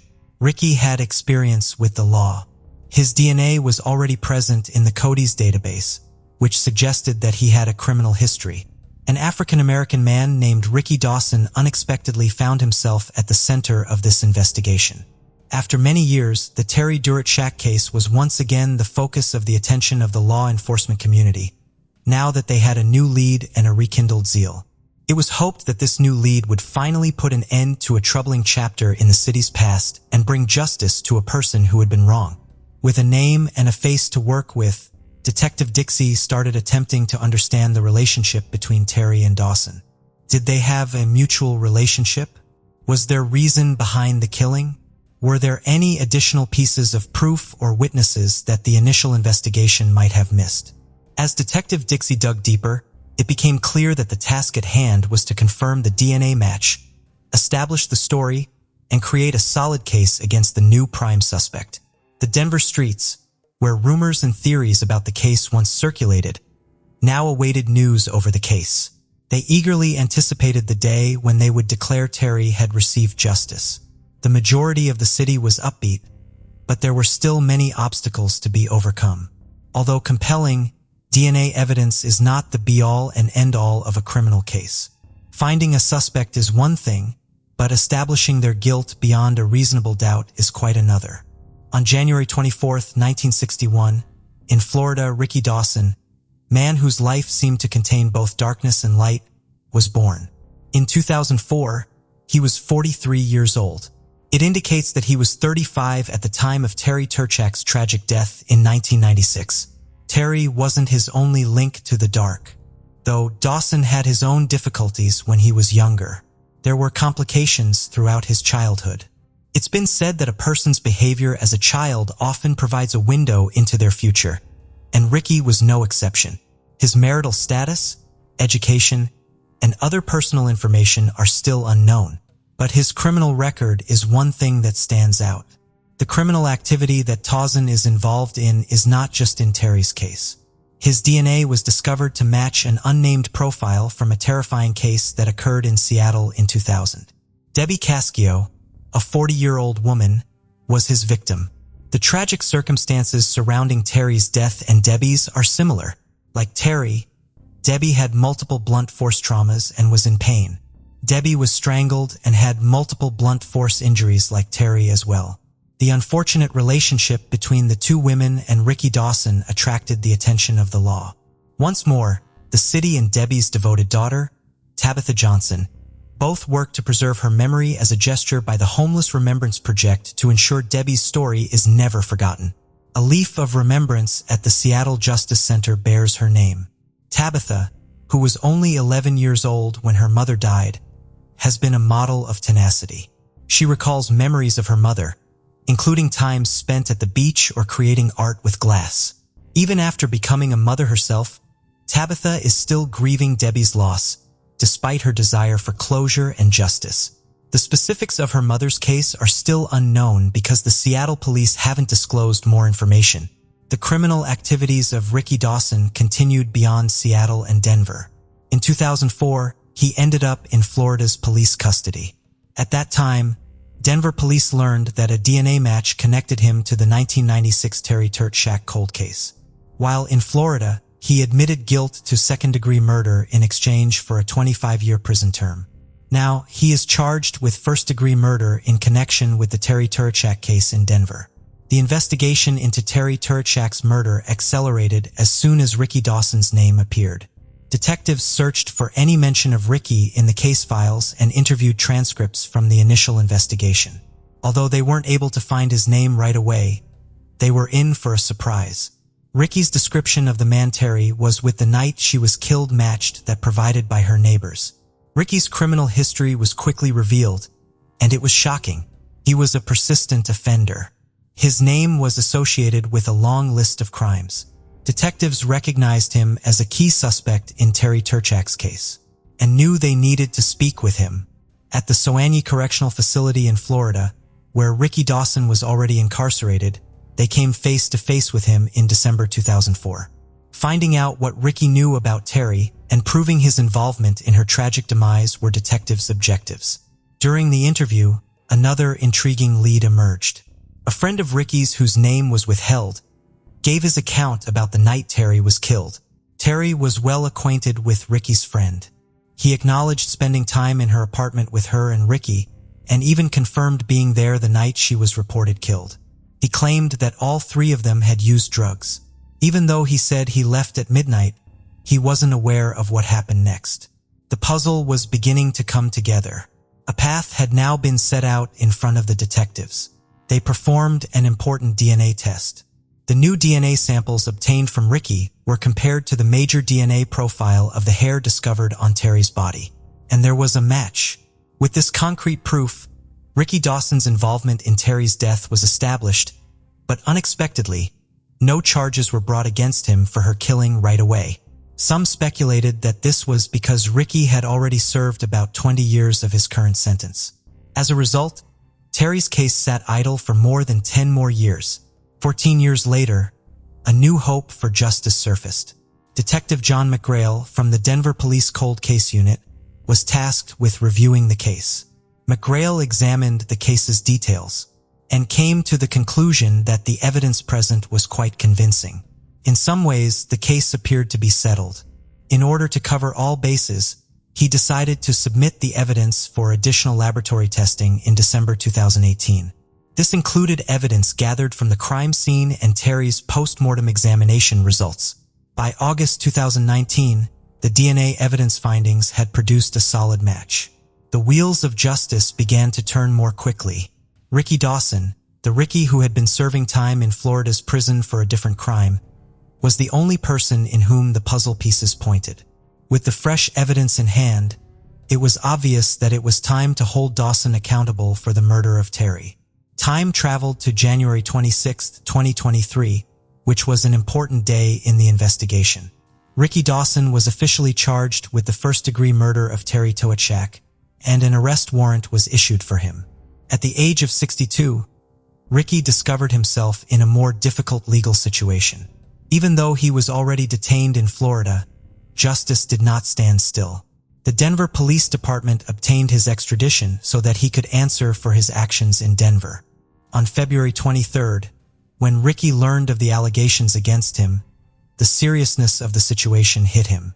March 23, 2023, was designated as the date of the court appearance, which was eagerly anticipated. Many people anticipate Ricky Dawson will be found guilty for his role in Terry's tragic death. Despite the fact that the court's final decision has not yet been made public, they felt this way because of the mounting evidence against him. James Turich, Terry's brother, never fully recovered from the pain of losing his sister in 1996. He struggled for 27 long years, torn between hope and despair, wondering if Terry's premature death would ever bring about justice. James, however, was overcome by a wave of emotions after hearing the recent news of an arrest in relation to the murder of his sister. James spoke to the media about his unwavering dedication to his sister's case and how he had always held on to the hope that the truth would eventually surface.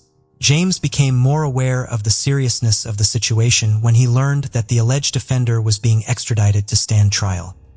He addressed the hole Terry's absence had left, calling it an irreplaceable loss that time would never fill. He often pondered the life experiences she passed up, particularly the joy of becoming a grandmother. James finally recalled that Terry had a contagious spirit that affected everyone she knew. James acknowledged that, despite having a desire for forgiveness, he is still working on it. It is a challenging journey because the pain is still too recent. Above all else, he made clear that he wanted justice to win. James wants to see Terry's memory honored by the justice she deserved 52 years ago by making sure Ricky Dawson faces the full force of the law and is imprisoned for the rest of his days. Case of Rowan Ford. Rowan Ford was born on April 11, 1998, in San Diego, California. Her parents divorced when she was young, and her mother, Colleen, moved with her to a small town called Stella in Missouri. Later, her mom met a man named David, and they got married. Colleen had several children from a previous marriage, and soon after their wedding, she and David had a daughter together. Altogether, Rowan had 2 sisters and 2 brothers, and they shared a very close bond. She spent a lot of time outdoors, riding her bike around town, enjoying swimming, and indulging in her passion for drawing. She also liked going to Sunday school at the local church, where she always volunteered to help other kids who had some issues with their tasks. In November 2007, when Rowan was 9 years old, she was in a 4th grade at the local elementary school. Her mom worked the night shift at a store while her stepdad spent most of the day on the farm, which made Rowan often fend for herself, making her very independent. On November 2nd, she stayed home alone as usual. Her mom went to work and her stepdad hadn't returned from the farm yet. The next morning, around 9 a.m., Colleen came home from her night shift and checked Rowan's room, but her daughter wasn't there. She asked her husband where her daughter was, and he said she had asked him if she could have a sleepover at a friend's house, and he had let her go. He didn't even ask the friend's name because their town was very small, and he wasn't worried about anything happening to her. But Colleen started to worry and decided to check with all of Rowan's friends. Since there were only a few streets in their town, it didn't take long, but none of them had seen her, and she hadn't stayed over at any of their houses, which made her mother even more concerned. Colleen searched the whole town but couldn't find her daughter. She went back home and told her husband that Rowan was nowhere to be found. She asked him to call the police and report her missing, but he reassured her that everything was fine and that she would come home soon. After waiting for several more hours with no sign of Rowan, Colleen took matters into her own hands and dialed 911 herself. The local sheriff immediately organized a search operation. He went to their house to speak with David, and as he was the last person to see Rowan before she disappeared, David said that on that evening, while he was working on the farm with his colleague Christopher, their mutual friend Nathan came by. They all decided to go to David's place to have some drinks and play pool. They stopped by the store, bought some alcohol, and went to David's house, where they spent several hours. Later in the night, Christopher asked Nathan to drive him home to the neighboring town, where his trailer was. They persuaded David to join them to continue the fun. Before leaving the house, he checked on Rowan in her room, seeing that she was asleep. David left with his friends, and they stopped by the store again to grab more alcohol and headed to Christopher's trailer, where they continued drinking for about an hour. After that, David decided to head home and asked Nathan to give him a ride. Nathan agreed, but chose to take back roads instead of the main highway. By that time, Nathan was quite drunk and didn't want to risk encountering the police. Nathan dropped David off and drove home. David went straight to bed. Soon after, he was awakened by Rowan, who asked if she could sleep over at a friend's house. Without much thought, he agreed and fell back asleep. Police approached this story with some skepticism. What puzzled them most was the fact that a 9-year-old girl decided to go to her friend's house in the middle of the night, and her stepfather let her go without even asking which friend she was talking about. The sheriff considered that David might be hiding something were directly involved in Rowan's disappearance, but he had no evidence to support this theory. Police searched the town and its surroundings until late at night. Local residents immediately joined the search, as they all knew Rowan's family and wanted to help. The population of Stella was only about 150 people, so news of her disappearance spread throughout the county. People were used to being able to let their children play outside without a worry, as nothing ever happened in such a quiet place. But now that Rowan vanished without a trace, and the police were unable to find her for a whole day, the residents of Stella were in a state of panic. The search for Rowan yielded no results on the first day. However, the investigation progressed on November 4th, when the police spoke with Christopher in a neighboring town. He corroborated David's account, but revealed that David had not contacted him to inform him of Rowan's disappearance. Christopher stated he had not spoken with Rowan or her friends since that evening. Despite an expanded search with more volunteers, the police failed to find Rowan or any clues about her disappearance.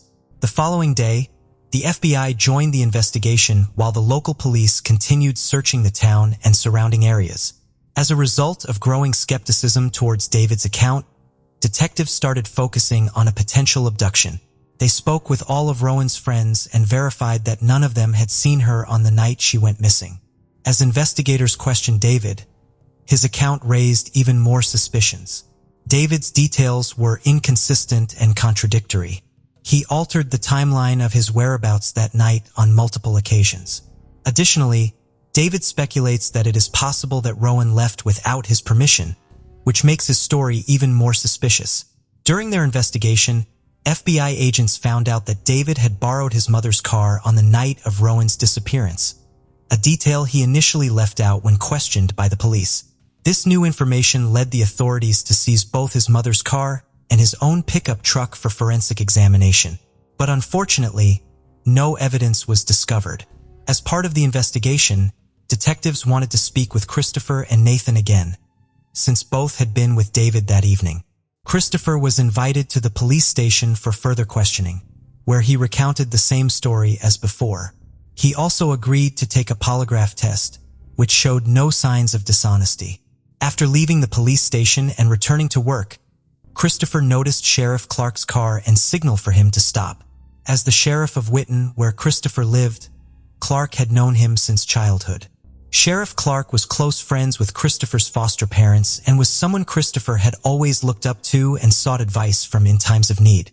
Sheriff Clark met with Christopher to discuss Rowan's disappearance. Although familiar with the case, Clark hadn't been directly involved since the investigation was led by the Stella Department. During their conversation, Clark noticed that Christopher was acting strangely, which led him to suspect that Christopher might be hiding something. Given the gravity of the situation and Rowan's uncertain fate, Clark shared his concerns with the FBI. His call prompted investigators to consider the possibility that Christopher might be withholding crucial information that could link Rowan's stepfather to her disappearance. They wondered if Christopher's actions were directed by Rowan's stepfather to lie and whether Christopher feared being seen as an accomplice if he told the truth. Sheriff Clark told the FBI agents that he had a close relationship with Christopher and offered to help persuade him to cooperate. That evening, Christopher visited Colleen's house to ask about the search progress. FBI agents also arrived to speak with Colleen again and saw Christopher there. They asked him questions and he repeated his previous account. However, Christopher then mentioned for the first time that he didn't rule out David's possible involvement in Rowan's disappearance. He expressed his willingness to help uncover the truth, even if it was terrible, and suggested wearing a wire to talk to David and try to get him to confess. The detectives decided against this approach. Instead, they asked Christopher to suggest locations where David might have hidden Rowan's body. Christopher provided several locations, which the police searched the next morning. Meanwhile, FBI agents questioned David again, but he continued to deny any involvement. Detectives searched Christopher's home for leads, but the search yielded no results. Meanwhile, Christopher visited the sheriff's office to discuss his encounter with the FBI with Clark. During their conversation, the sheriff sensed that Christopher was holding back information. After their meeting, Clark reached out to the detectives again, suggesting that Christopher might be withholding crucial information that helped prove David's involvement in the case. The FBI agents asked the sheriff to persuade Christopher to open up, as he had been in regular contact with Clark to discuss the case. It seemed that Christopher wanted to share important details but was hesitant to do so for unknown reasons. The following day, November 7th, the police asked Christopher to return to the station. They requested his permission to search a safe located in David's house, where Christopher had been living temporarily and still had some belongings. Christopher agreed to the search and also allowed the police to search his trailer and car. Additionally, Christopher voluntarily provided a DNA sample and agreed to answer the detectives' questions again. During the questioning, he was asked to confirm David's story, but this time revealed that his friend's account was not entirely accurate. The investigators then pressed him to disclose what really happened that evening. Christopher became agitated when the police treated him like a suspect in Rowan's disappearance. He refused to continue the conversation and left the station after warning the detectives that he might hire a lawyer. Later that evening, Christopher met with Sheriff Clark to express his concerns about the detectives' behavior. Clark acknowledged Christopher's right to remain silent, but explained that the police were doing everything possible to find Rowan. Christopher stated that he would no longer cooperate with the detectives and would only speak with Clark if he had any further information to share. Clark continued to encourage Christopher to open up, and eventually, Christopher broke down in tears, claiming that he loved Rowan and would never harm her. During his time living with the David family, Christopher formed a close bond with Rowan and the other children. They grew to treat him like one of their own, even affectionately referring to him as Uncle Christopher. Sheriff Clark realized that Christopher was on the verge of revealing crucial information. But just as he was about to open up, a visitor arrived at the police station, briefly distracting Clark and causing Christopher to leave. Sheriff Clark reached out to the FBI, updating them on his conversation with Christopher. Clark explained that Christopher was almost ready to disclose what he knew, but warned that pressuring him too hard could lead to him becoming defensive and seeking the help of a lawyer. Clark recommended giving Christopher time to reflect, and the detectives agreed. The search for Rowan continued the following day but yielded no results. However, a new clue came on November 9th, exactly 1 week after her disappearance. Search teams converged on a remote area near the town of Powell, about 10 miles from Stella, and made a significant discovery in the fields and woods, a large pit in the ground. When authorities searched the area, they found Rowan's body hidden under leaves and debris. She was not wearing any clothing from the waist down except for a pair of stockings. A medical examination revealed signs of strangulation and evidence of a sexual assault. After the discovery, FBI agents reached out to Sheriff Clark, asking him to speak with Christopher again, hoping Christopher would now be more forthcoming. Sheriff Clark learned that earlier that morning, Christopher had visited the station, looking for him, and told other officers that he needed to speak with Clark urgently. Sheriff Clark then began searching for Christopher, checking all his usual locations, but he was nowhere to be found. This continued until Christopher contacted Sheriff Clark himself, sounding distressed and asking if he was being followed. Christopher explained that after hearing about Rowan's body, he had driven around town to clear his head and noticed a gray car following him. Sheriff Clark assures Christopher that he knows nothing about the surveillance and suggests they meet in person. When they met, Christopher appeared nervous and expressed concerns for his safety. He feared that with Rowan's body found, he might be accused of murder and that someone might seek revenge against him. Clark took Christopher to the police station, and he said that now, when the case had been classified as a homicide, it was time for Christopher to reveal everything he knew. However, when Clark asked Christopher to share what David had done to Rowan, Christopher became emotional and hesitant to talk at the station. He explained that there were too many people around and suggested they move to a quieter location. Clark agreed, and they drove to a small bridge a few miles outside of town. Once they arrived, Christopher asked Clark to handcuff him. Clark was surprised but tried to reassure Christopher that it wasn't necessary. Christopher insists that what he is about to say will change everything and that Clark will then have to arrest him. Christopher then began recounting the events of that night. He told Clark that he, Nathan, and David had gone to his trailer to continue drinking. Later, his friends decided it was time to head home.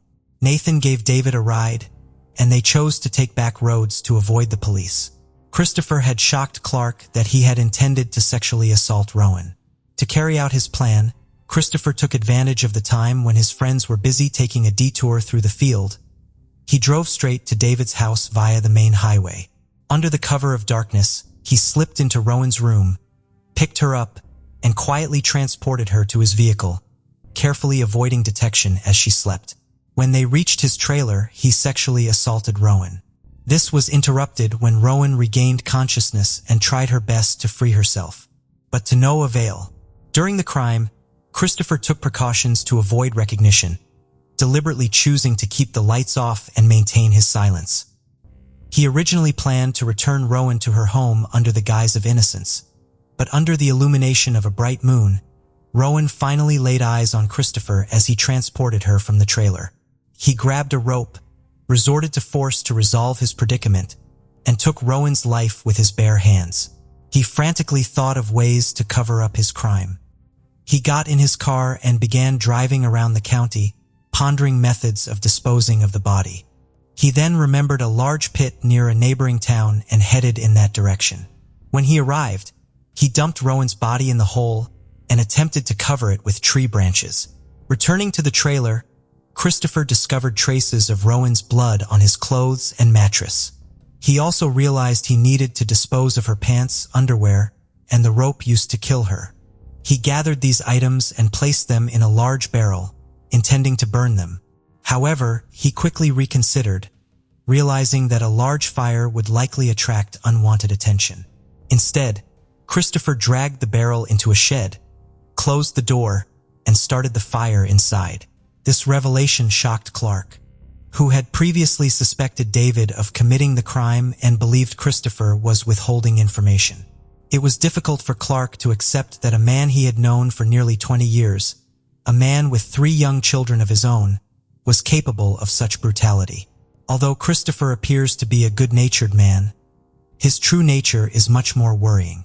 After finishing his story, Christopher willingly went to the police station with Clark.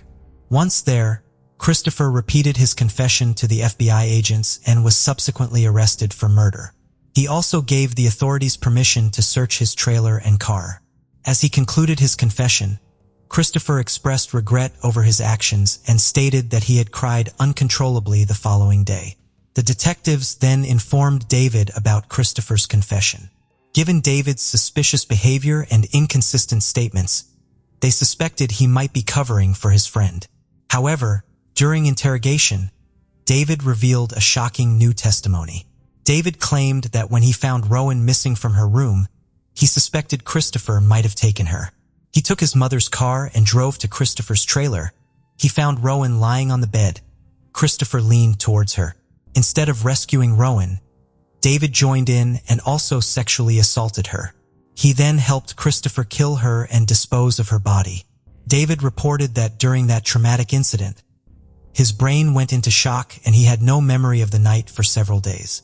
The detectives, surprised by this new information, re-questioned Christopher to verify David's claim.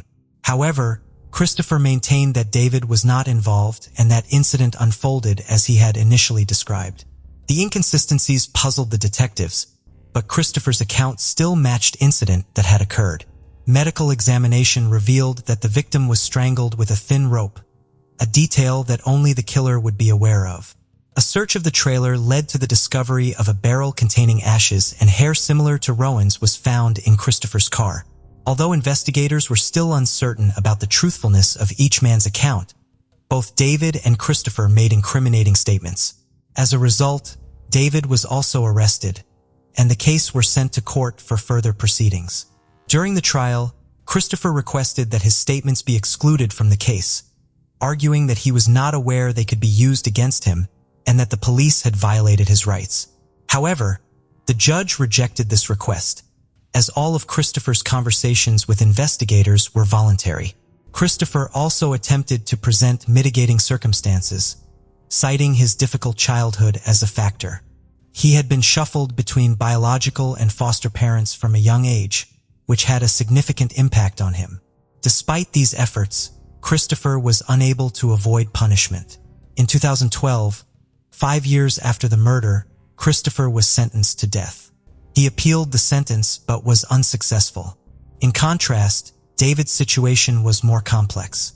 Although he admitted to assaulting and killing Rowan, his account conflicted with Christopher's statements, creating a significant problem.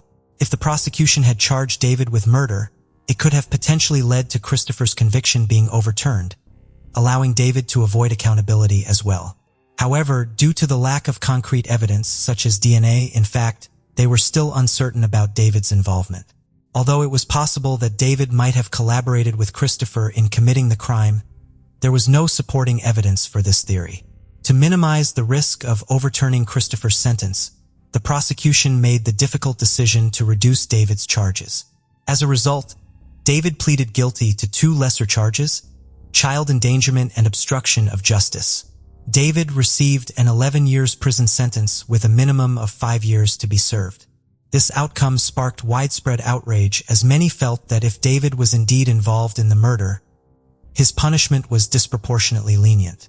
Unfortunately, this sentence is now final and it is unlikely that David will face retrial for this case. Christopher remains in prison awaiting execution, but it's uncertain whether the death penalty will be carried out due to the often lengthy time between sentencing and execution, which can span decades, meaning he might spend the rest of his life in prison instead.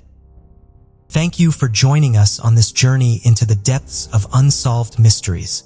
Cold cases not only challenge our understanding of the past, but also ignite our curiosity and determination for answers.